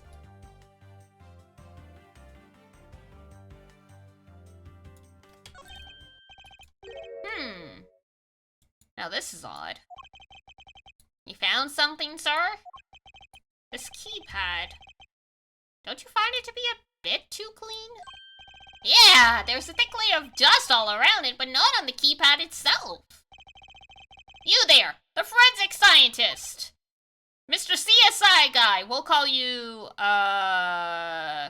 Warwick. Yes, sir? Warwick? Could you please dust this area for fingerprints? You got it, sir!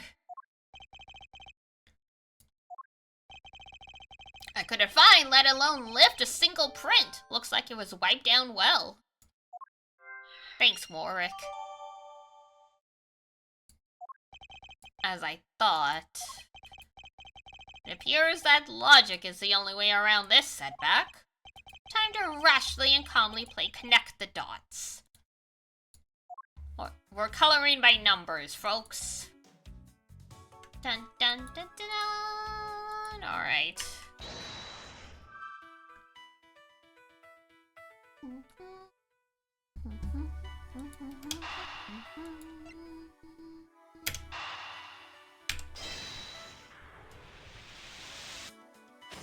Yeah! I believe I have figured out what the murderer was after. Well, what is it, sir? The fact that the safe was wiped clean of fingerprints suggests that the criminal had at least attempted to open my safe, making the culprit's motive for breaking and entering theft. Well, that was an obvious one, yes. That's quite a common motive. I wonder if knowing the motive behind this break-in was theft changes what the other pieces of information can tell me about this crime. Signs of a struggle. Oh, yeah, okay.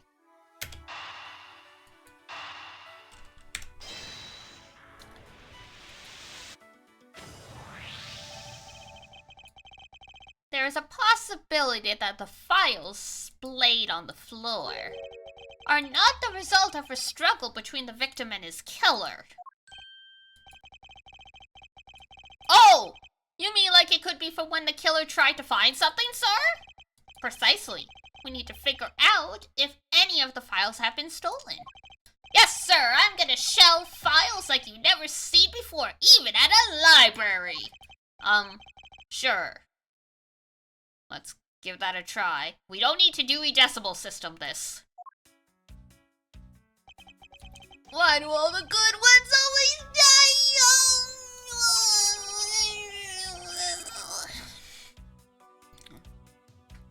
Surely you must ponder that every once in a while, Mr. Edgeworth. Not really. I don't lose any sleep. No matter how much we lament, the dead will not come back to life. Well, I mean, unless you know a fae, then they can sort of come back to life. Temporarily. All we can do is search for the truth.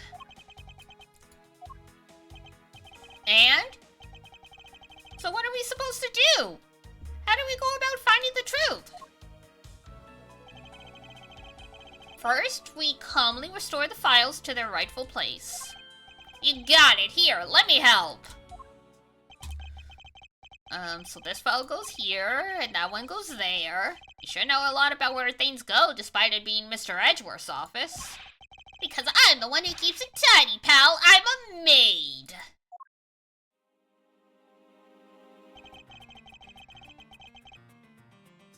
Calmly, very important. So we've got OA, OB, OC, OD, OE. EIEIO.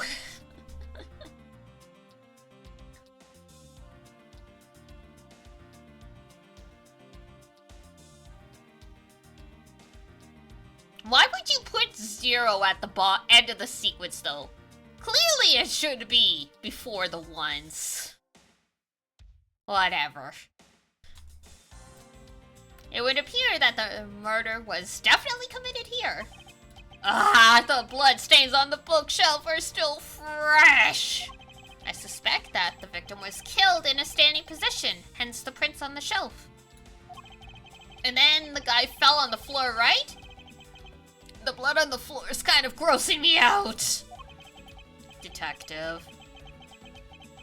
I don't have time to deal with your weak stomach right now. On one hand, you would think you'd get used to it after time. But on the other hand, the fact that Gumshoe has not gotten used to it speaks to how much of a softie he is. But you know I'm no good with blood, sir. Why did you become a detective then? I'm certain there's something wrong with this picture.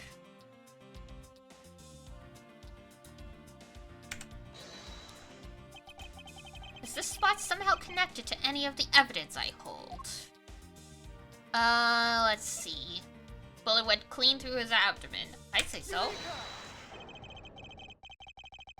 There is clearly a contradiction here with this bullet hole. Well, what do you mean, sir? You don't see? Quite simply, the bullet hole itself is too low. If the victim was shot in the stomach, the hole should be much higher up. But what if the guy was shot while he was sitting or lying down, sir? That would be illogical. The victim leaned against the shelf after being shot. Which suggests that he was standing when he was shot. Don't tempt me? Why does that sound like a threat? Then that means... Wait, what does that mean, sir?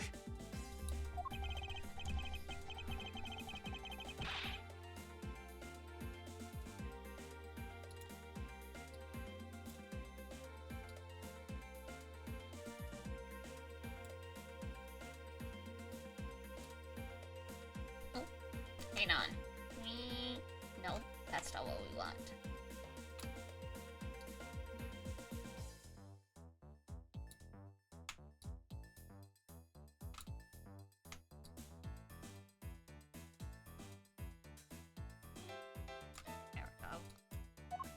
Use your brain every once in a while? Damn. In any case, it means someone made a faulty assumption. And it is from this mistake that our current contradiction was born.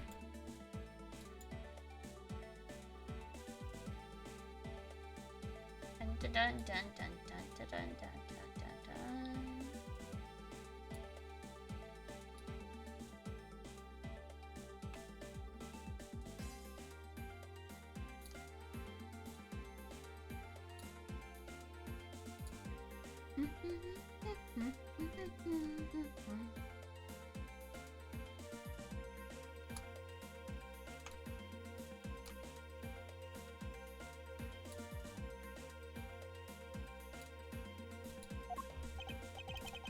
What is the faulty assumption that causes problem with the bullet hole's position?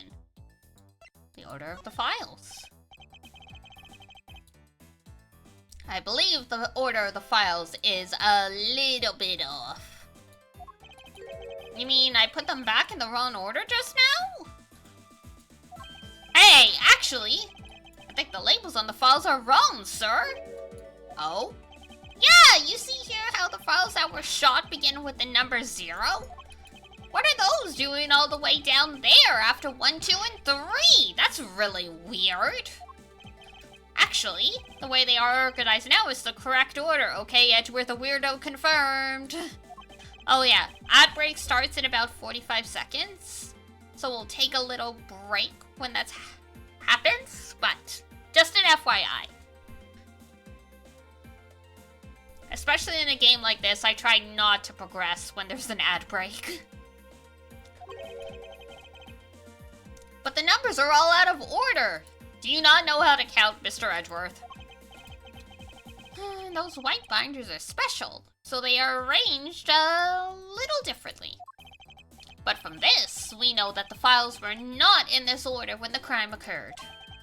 Aha! So that's it! I believe the killer made the same incorrect assumption as you just did, Detective. Let's rearrange the files in numerical order and see what we find out. You think it's okay to prop the body up back to how it was before it was moved? They finished processing the crime scene, so I don't see why it wouldn't be. If you please, Detective Gumshoe, touch the corpse for me. As I suspected, the bullet hole is now where it should logically be. The killer went through my files first before shooting Mr. Faith. And then put the files back in numerical order, I guess. Exactly, and then proceeded to shoot the victim. But why would someone kill a man and then look through your files one more time? Puzzling indeed. The files were thrown into disarray twice, once before and once after. But why? Why indeed? Alright, it's ad break time, guys. Stretch. Get up if you need to.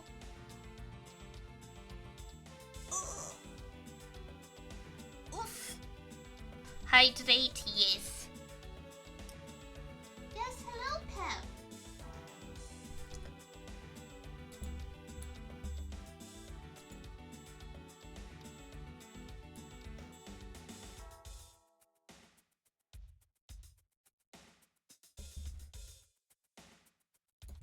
She's like, Cat's like, I heard the word stretch. Is it time to get up? No, not quite. Not quite. Almost, though.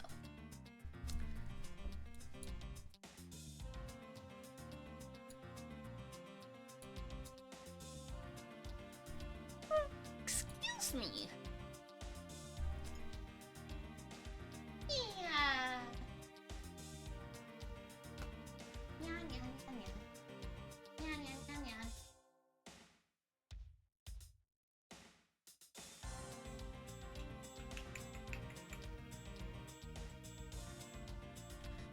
I must sacrifice my hand to the kitten.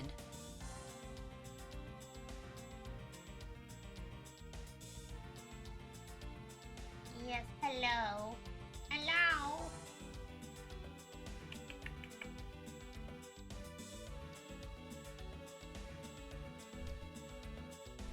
My cat's so cute! There were 3 black kitty cats at, like, baby kitties at, the pet store when I was getting food yesterday, and I'm like, oh no, I can't afford all these cats. But it's so tempting. They were so cute. Their faces were perfect.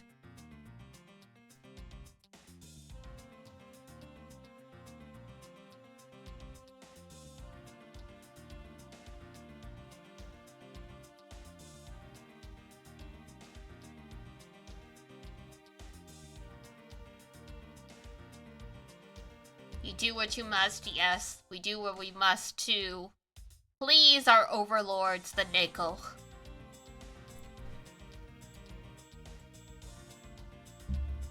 I can play this game mostly one-handed, it's fine. Why do you need 2 hands to click buttons? One for the game, one for the cat. Makes perfect sense.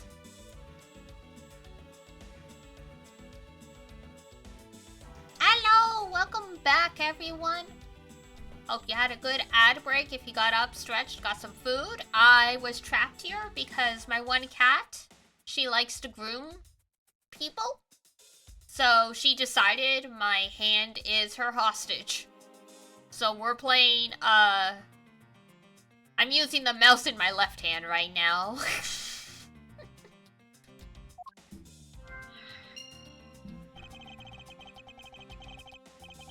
Now, the crime scene is as it was at the time of the murder. Time to give it another look.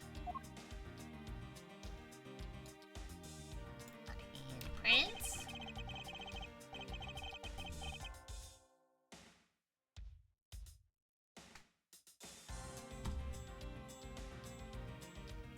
these handprints belong to the victim, right? They make sense with the body position. Yes, he must have left them when he was trying to support himself after he was shot. Poor dude.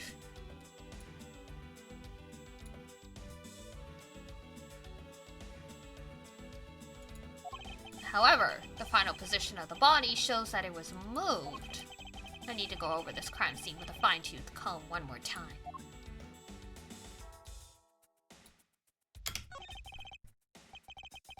As I suspected, the bullet hole is now where it should logically be.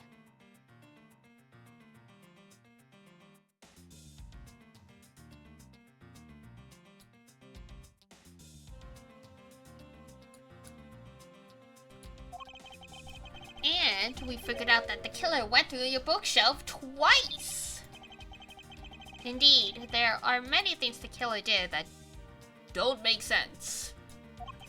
But to figure out the whys, we need more information. Alright, got that. There must be some reason as to why the victim's body was moved. There is no time to ponder that now. Let's continue with our investigation, Detective. Roger that, sir! Alright, and... gap in the files. This is...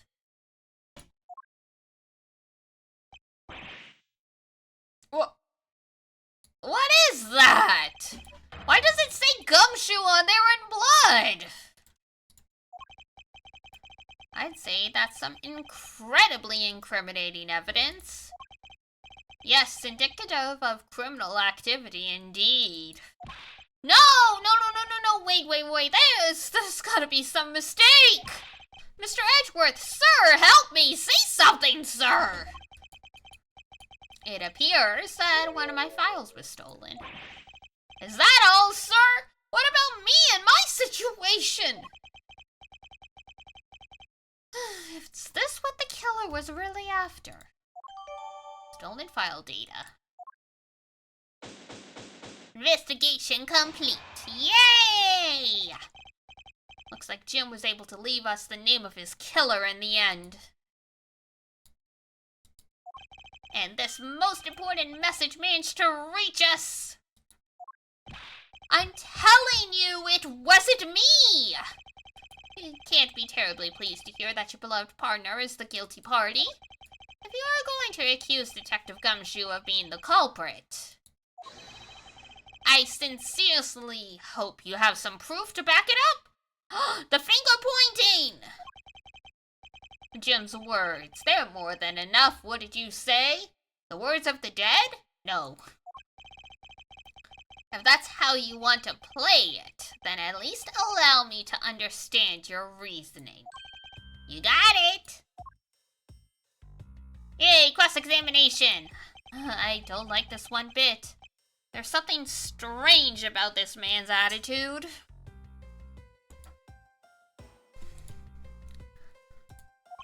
And there must be some sort of flaw to his logic waiting for me to dig out.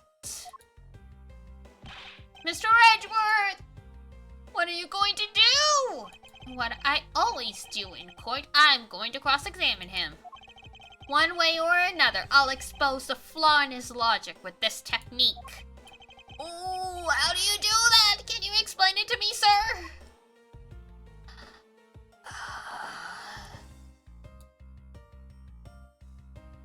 I think it's pretty much like cross-examining in the original game, but we'll just read it to be sure. Alright, first I listen to the witness's testimony. If I find a flaw in the testimony, something that contradicts the evidence, I open my organizer. Yeah, okay, so it is exactly like court. Good to know. Good to be sure. To present something, I simply use T. But that's old news.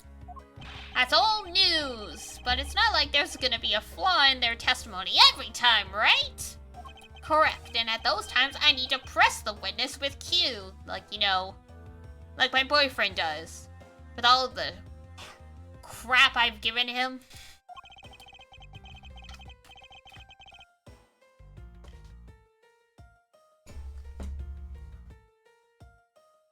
Sometimes by pressing, I can draw out new information and new or modified testimony.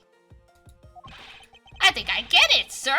I'll be sure to try this technique out during investigations, too. Very well.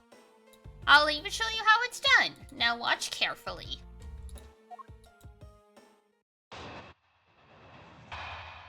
Oh, here they go. Mr. Portsman's logic. Detective Gumshoe, you stole Jim's gun from him and shot him dead. Furthermore, you messed with the files to make it look like you had committed theft instead. That's when you moved Jim's body that was sitting in front of the bookcase. But thanks to that, you didn't notice the bloody letters his body was hiding. And it will be his final word. And it will be by his final words that you will be brought to justice. I don't know about that, but okay. You intend to argue that the victim's dying message points to his killer? I can hear Jim's voice, and he's calling for his killer's arrest. Are you sure you're not mishearing his words, Mr. Portsman? There is no way Detective Gumshoe is the culprit here. I will find the flaw in this man's logic and expose it with credible evidence.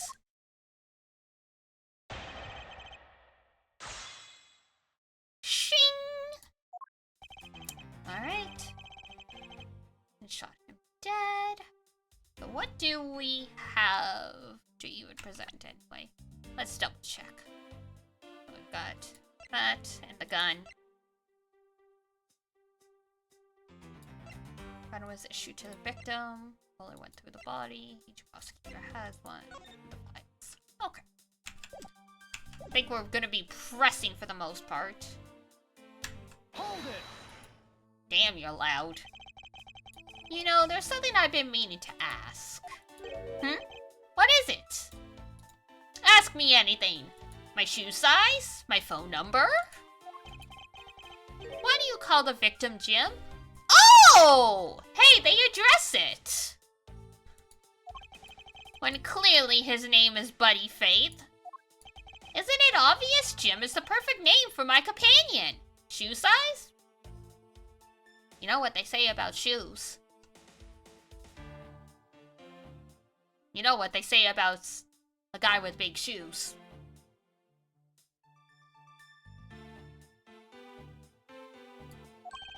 Jacques and Jim, don't those two names go together like peanut butter and jelly? But Jim isn't even close to the guy's real name. Well, Jacques and Buddy just sounds... really, bro? What can I say? I'm still 12 years old at heart.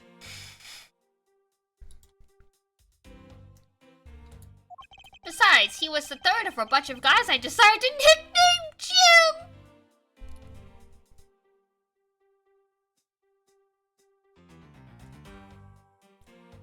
I see, so he really does call him Jim because he can't remember his name. Huh, he talks about the victim like he was his pet. I mean, yeah, there was no respect there.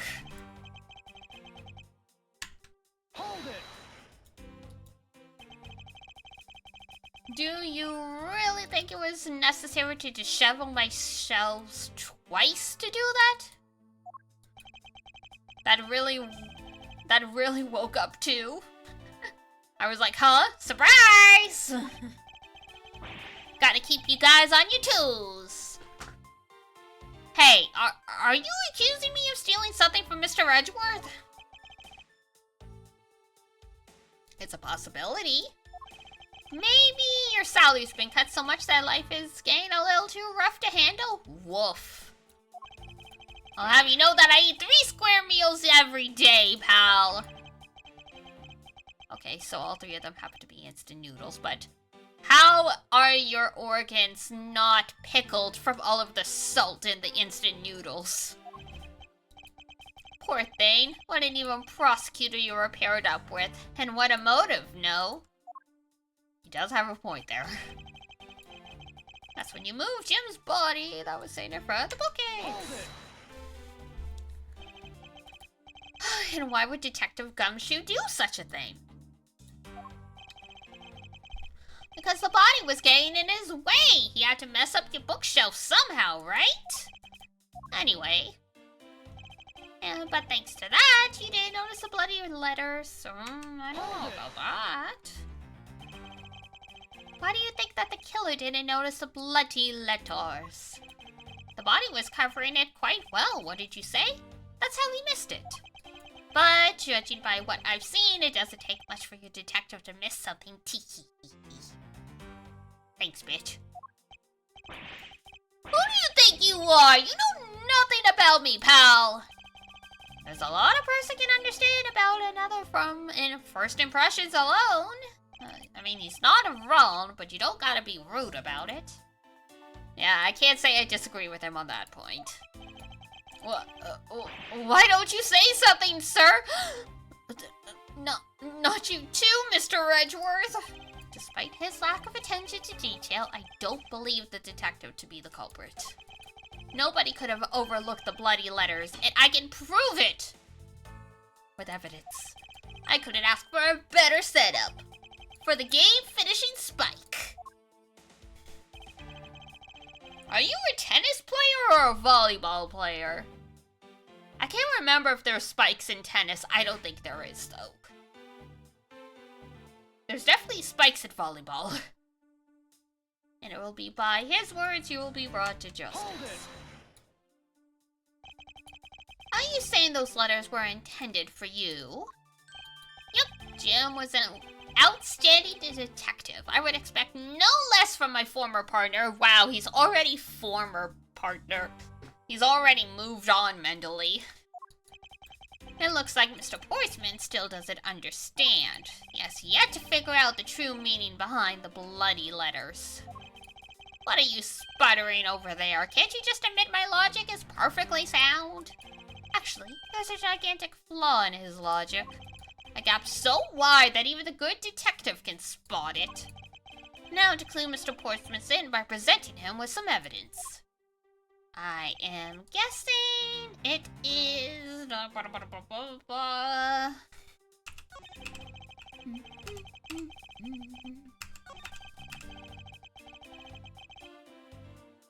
You like shock? You do?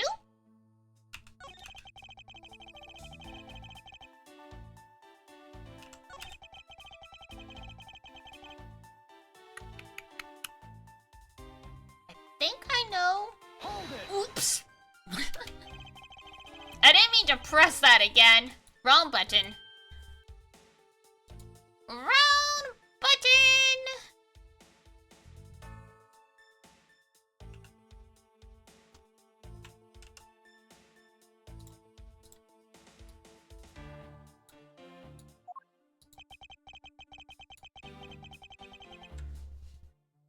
I mean, he has that lab coat. Clearly he's a genius. Is it a lab coat? I thought it was like a sports jacket. I could be totally wrong, though.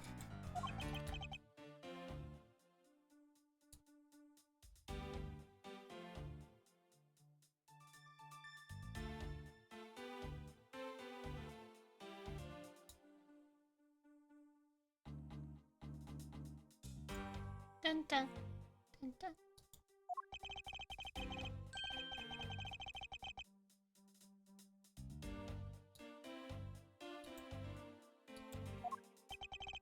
Yes, yes, yes, perfectly sound, blah, blah, blah, blah, blah, blah, blah, blah, blah, blah, blah.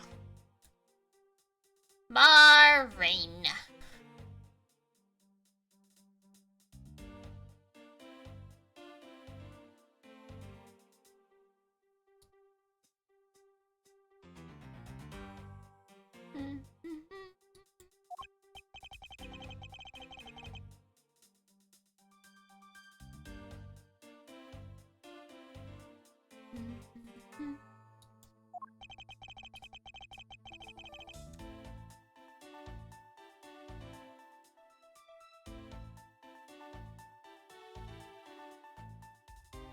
Dun, dun.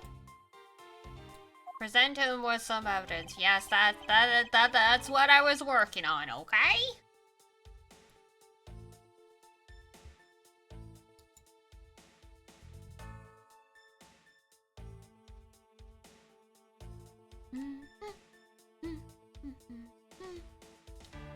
Alright, let's see.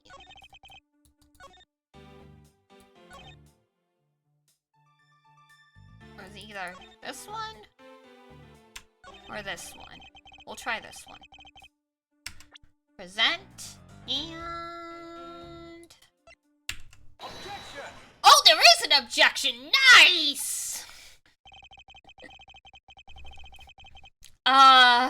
It's just like coming home after vacation. Perhaps you're not aware, Mr. Portsman, but there is a serious flaw in your logic.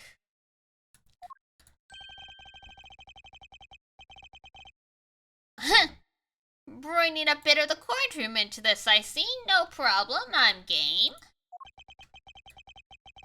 I can't help but find it odd. Excuse me. Odd that a fellow prosecutor would be brought down by the power of his own office. Hilarious. What are you talking about? Oh, you're joking. I get it. You're so funny. If you have time to laugh, then you have time to take another closer look at this. Do you still not see? If not, may I direct your attention to the missing file? Objection! Well, what? That's impossible. So we've got OF, OG, A, B, C, D, E, F, G, H, O. We're missing the O file. O, O, O, O. Oi, OJ. For orange juice, okay. OL.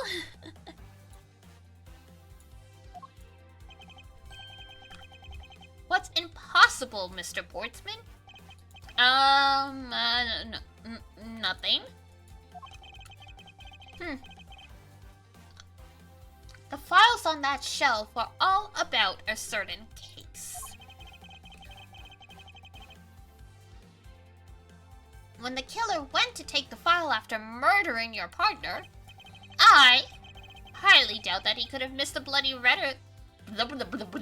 Oh my goodness, let's try that again. I highly doubt they could have missed the bloody letters written on the spines.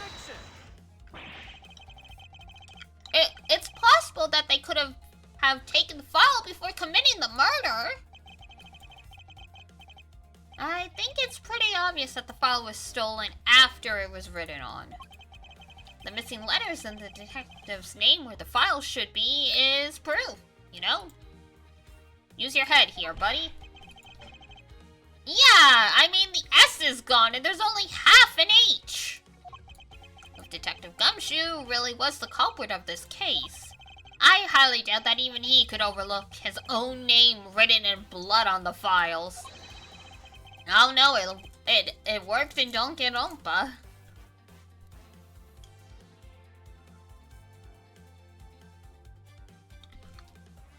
Especially as a detective who can't stand the sight of blood. Damn. There he goes. Dude just got like smacked in the face with the truth. Which means... what exactly? What does that make his dying message?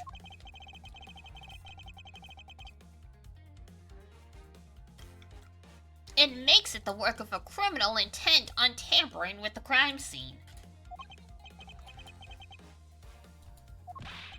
That's so low! I can't believe the criminal tried to pin this whole thing on me! Nick is a jerk face is the best case title. Oh my god.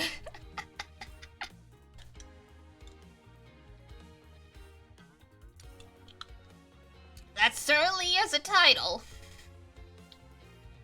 I'm gonna get him, sir. You'll see. I'm gonna have them under arrest in no time.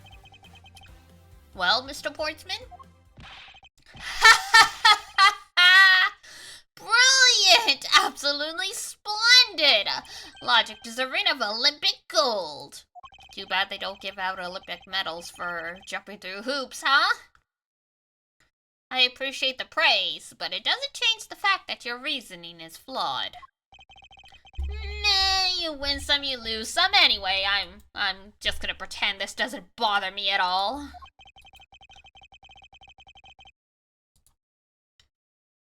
I'm glad everyone's so cheery, even though I feel more dead than alive.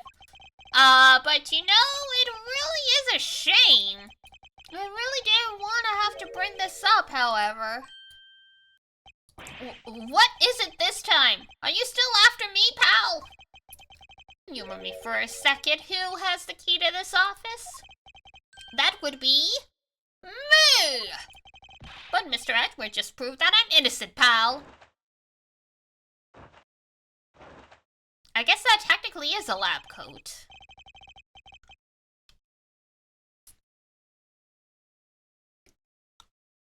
I thought it was a sports jacket or something. I mean, I guess it could be a blazer.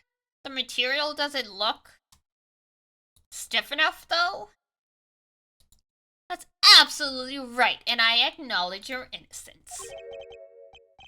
Then why do I sense that you have something to...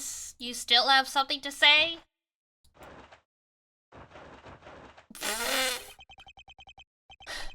What was the point in that?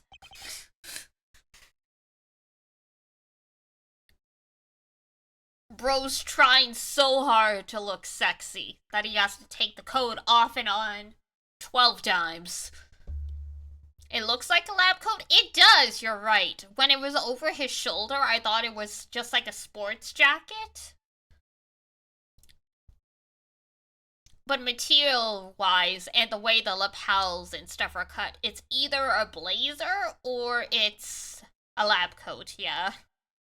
More likely a lab coat, though it is a little weird, I guess, for a prosecutor to have a lab coat, but who am I to judge? We've got dudes in magenta. Genius? With the J.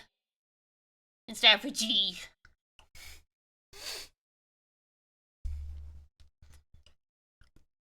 Well, I was thinking, did you know there was one other person with a key to this office? One other person? Hey, you there! It's kind of short to be a lab coat, though. I guess we'll never know. We'll never know.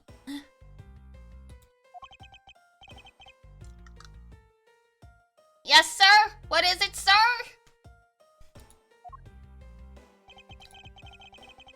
Would you kindly fetch and escort that lovely young lady here for me? A lady?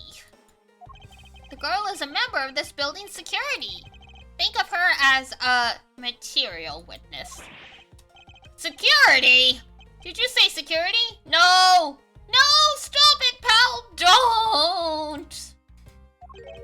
What's wrong with him all of a sudden? Well.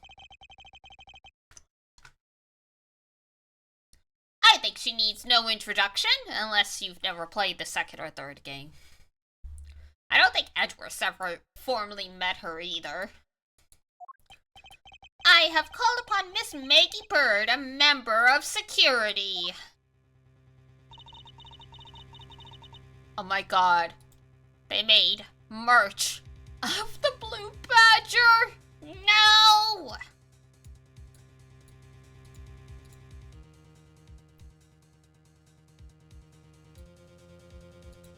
Lord help us.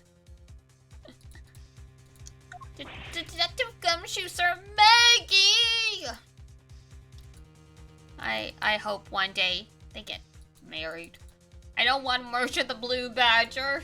It's funny. Like, I would get it as people for, like, a gay gift because it looks so disturbing, but yeah. I guess this is how they fill in the gaps in their budget.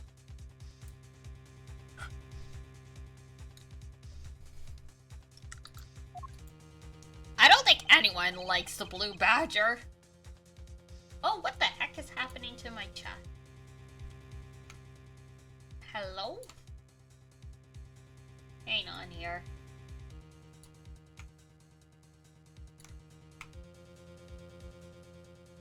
There we go. What the heck happened there?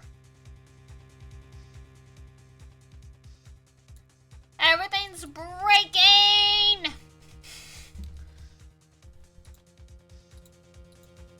I mean, it feels like you're not a streamer unless your stuff starts breaking randomly for no reason. And then you're forced to redo everything.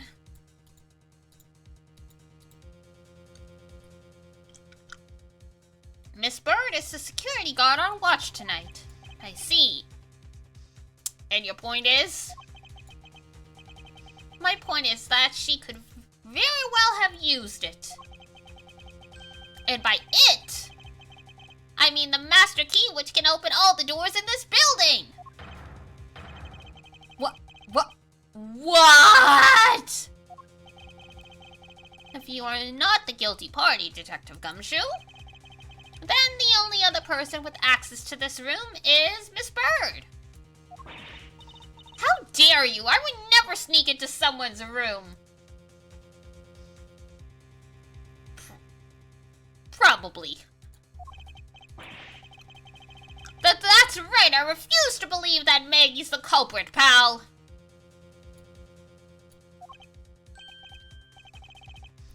It was me! That's right, I did it, Gumshoe! I know you like the girl. And who thought Maya had bad luck? Maggie has worse luck? I mean, it's not a competition. You can still have bad luck and not be as bad off as Maggie Bird.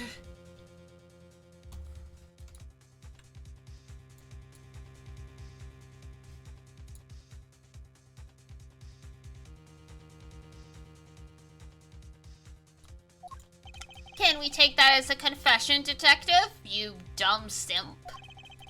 Well, it really wasn't me, but it definitely wasn't Maggie, pal. So yeah, it was me. If it was, you'd have no problems with that, right? Please refrain from flying off the handle, Detective. There's no need for such theatrics. Listen to your boss, Detective. He understands what I'm saying here. That girl is the only one who could have committed the crime, and for one simple reason. Reason for suspicion. It's pretty obvious that Miss Bird snuck into your room using the master key. I mean, if Detective Gumshoe isn't the one who opened the door, then that leaves only Miss Bird as our prime suspect. On top of which, she knows a good detective, doesn't she? Making it all the more probable that she was the one who faked the dying message.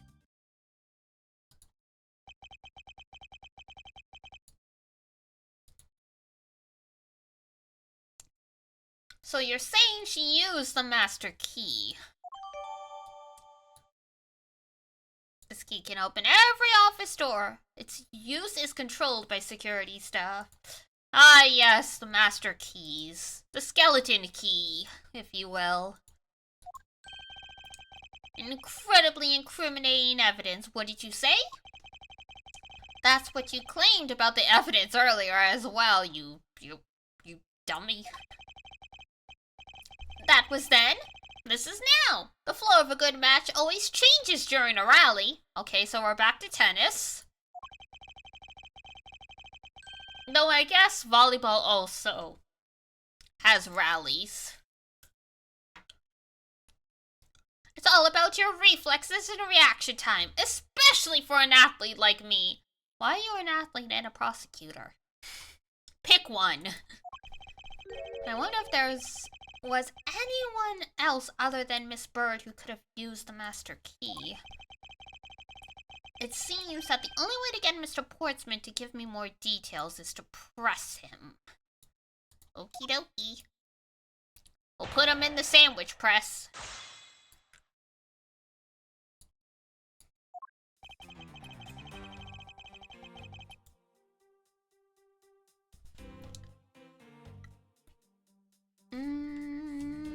It's pretty obvious. How so? Are you sure Miss Bird is the only member of security who could have used the master key? There's only one person on staff at this time of night, and tonight she's it. Isn't that right, Miss Bird? That's, true, but I still wasn't able to use the master key at the time of the crime, sir! Wasn't able to? What's that supposed to mean? Nothing good. Yes, moving on. I'd hate to get sidetracked by something unrelated. What do you mean unrelated? I want to hear what she has to say, pal. But you can't really trust her not to tell lies. Plus, I hate wasting time. Then why are we here? Go home, bro. Should I hear her out? Sure. Ask for details. Not so fast. I, too, am interested in hearing what Miss Bird has to say. Didn't I just say it would be a waste of time? We don't need to hear her lies. I'll be the judge of that, Miss Bird, if you please. I discovered that the master key was missing at around 1 a.m., sir. What do you mean by missing? As in, it wasn't anywhere in the security booth, sir.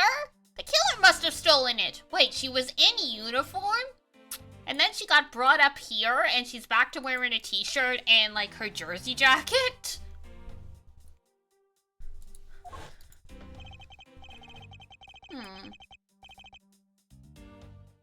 Mr. Portsman, I believe this is to be an important piece of evidence, don't you? I can't believe that someone like you would be taken in by such words. I'm not lying, sir! Objection! Damn. That's a new voice clip. If that's the case, then I'd like to know why you have the master key now. I don't quite know. It just reappeared all of a sudden, sir. Heh. A likely story. And where is your proof that the key was stolen to begin with? Dude just did a freaking presto change-o spinaroo. I bet you just forgot where you put it and then found it again. I never lose things. I can practically guarantee that. With me, if something disappears, it's usually because someone stole it, because I am the most unfortunate creature on this planet. Yeah, pal, trust me, you don't want to test how bad her luck is. Thanks, Gumshoe. Unfortunately, I can't deem this piece of testimony as conclusive.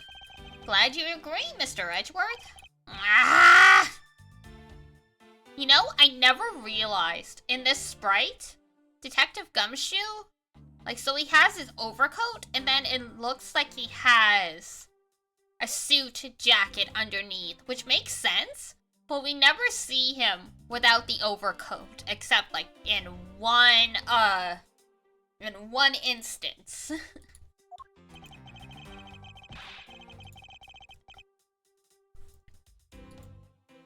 You still haven't established Maggie's motive for breaking into Mr. Edgeworth's office.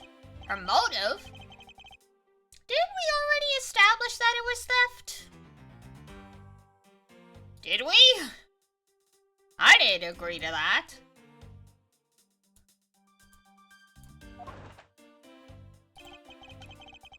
I mean, the culprit clearly went through the bookshelves and at least tried the safe. It is as Mr. Portsman says, Detective. I can't ignore the fact that all the evidence points towards a motive of theft.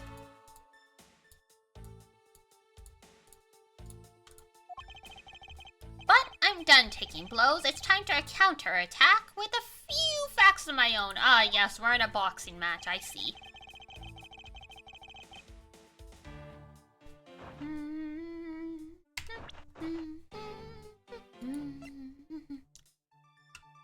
Objection!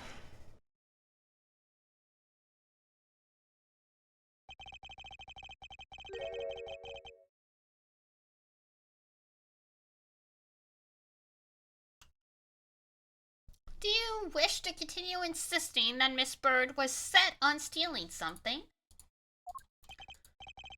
Why not? It's the truth, after all. Is it, though? It was by your logic that we came to the whole thievery conclusion anyway. That may be.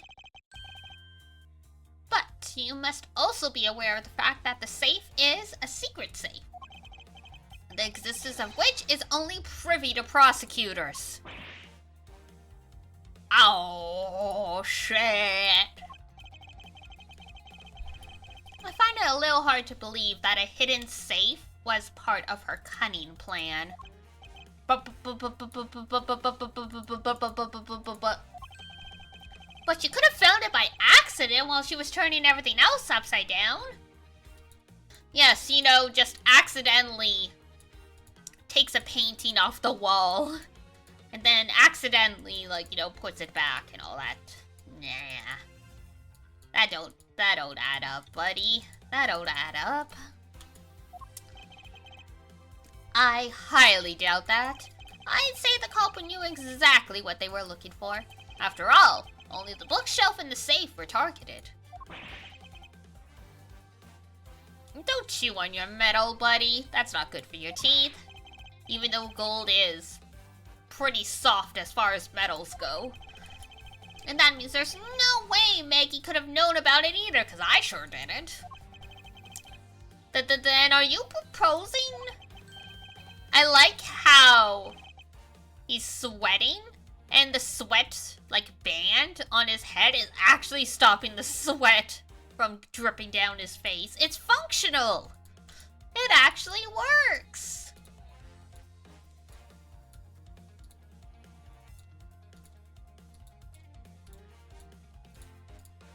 Are you implying that I killed a prosecutor? Interesting conclusion.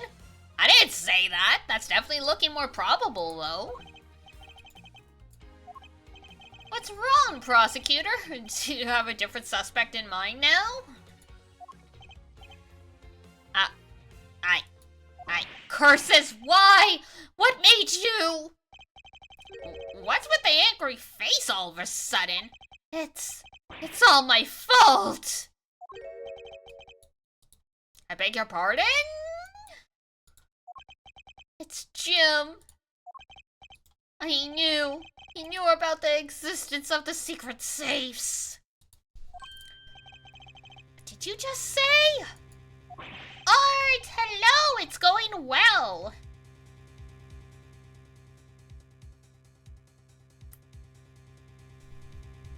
We're probably halfway through this case. The first one's usually decently short, but we were partners, like inseparable conjoined twins. The fact that they are conjoined would imply they're inseparable to begin with, buddy. Well, then again, yeah, sometimes conjoined twins can be separated, but that's why I told him. I filled him in on the secret safes. Then that means...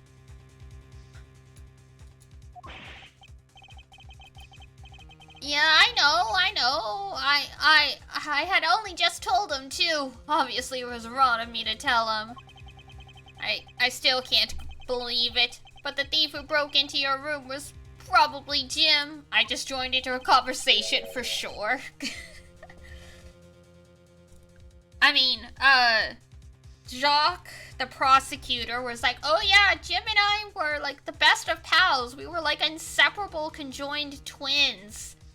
And so I was like, the fact that they're conjoined twins generally means, implies that they're inseparable. But then I was like, well, then again, conjoined twins can sometimes be separated, so...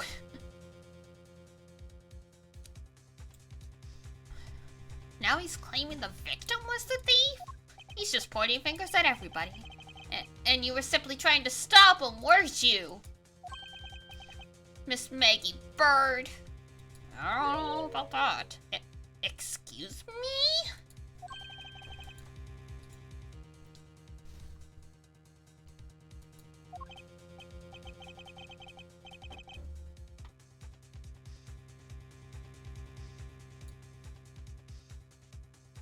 I mean, you are a security guard, right? That's your job.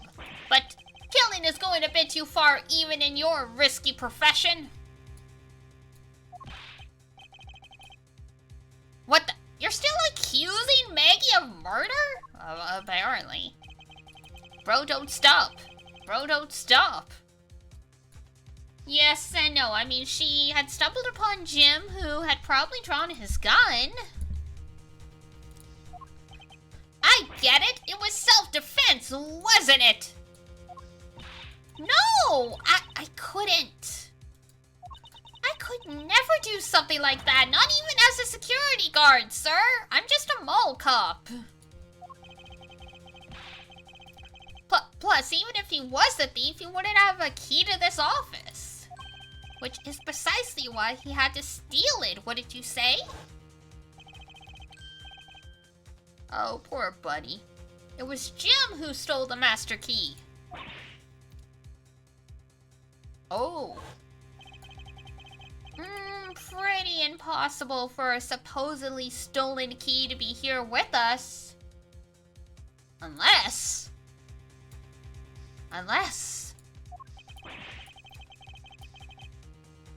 Well, unless you retrieved it from Jim after you killed him. How very nice of you.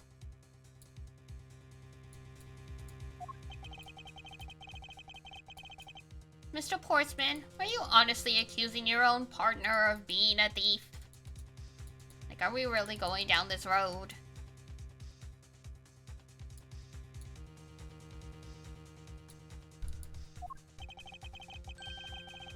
I don't want to admit it, but it's the only way for everything else to make sense.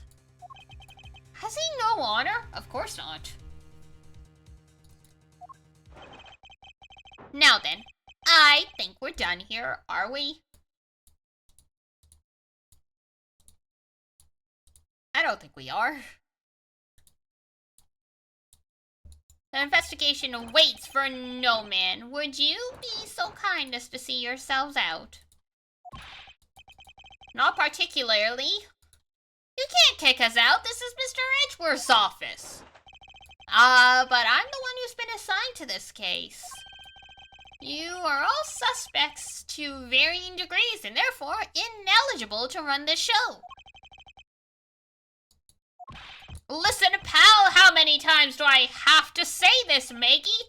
Can't be the culprit. Detective Gumshoe? Sit down. But, sir! We have no choice but to accommodate his request. For now. Thank you, Mr. Edgeworth. At least one of you understands. Now then, if you could remove yourself from my crime scene, I'd be most grateful.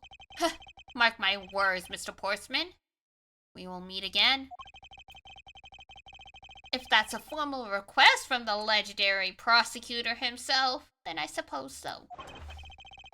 Now don't disappoint me, you hear? Don't let me down, you hear? To be continued. Dun dun dun! And we'll finish this case and do part of episode 2 next time. Because it is almost 10 p.m. Time to start wrapping up. If I had the energy, I was gonna keep going and at least try and finish this case, but nah, I'm fading.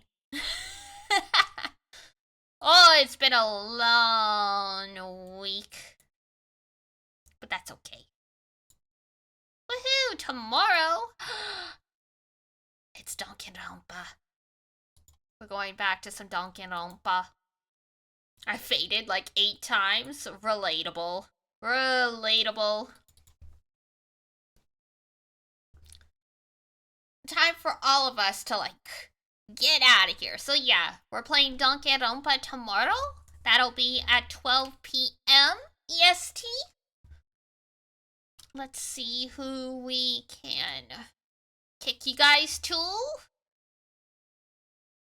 Do. Junie! We haven't seen Junie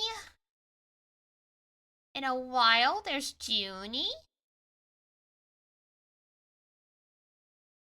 Excellent. Reiza's first Paper Mario. Oh, that's fun.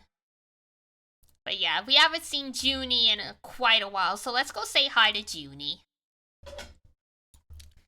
So here's our raid message. Who dat?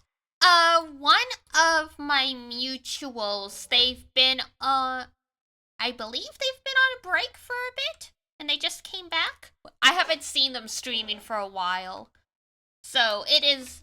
So I figured good to just go see her. Plus, it's her birthday tomorrow, apparently. So let's go see her and wish her a happy early birthday. It was fun. I'm glad you guys had fun. And for new folks, they did a stream back, uploaded some YouTube videos in the meantime. Gotcha. Did a stream break. Excellent. Okay. And for new folks, here is the Discord if you guys would like to keep up with our shenanigans when we're not streaming. Other than, like, social media stuff. Alrighty, guys. That's it for me.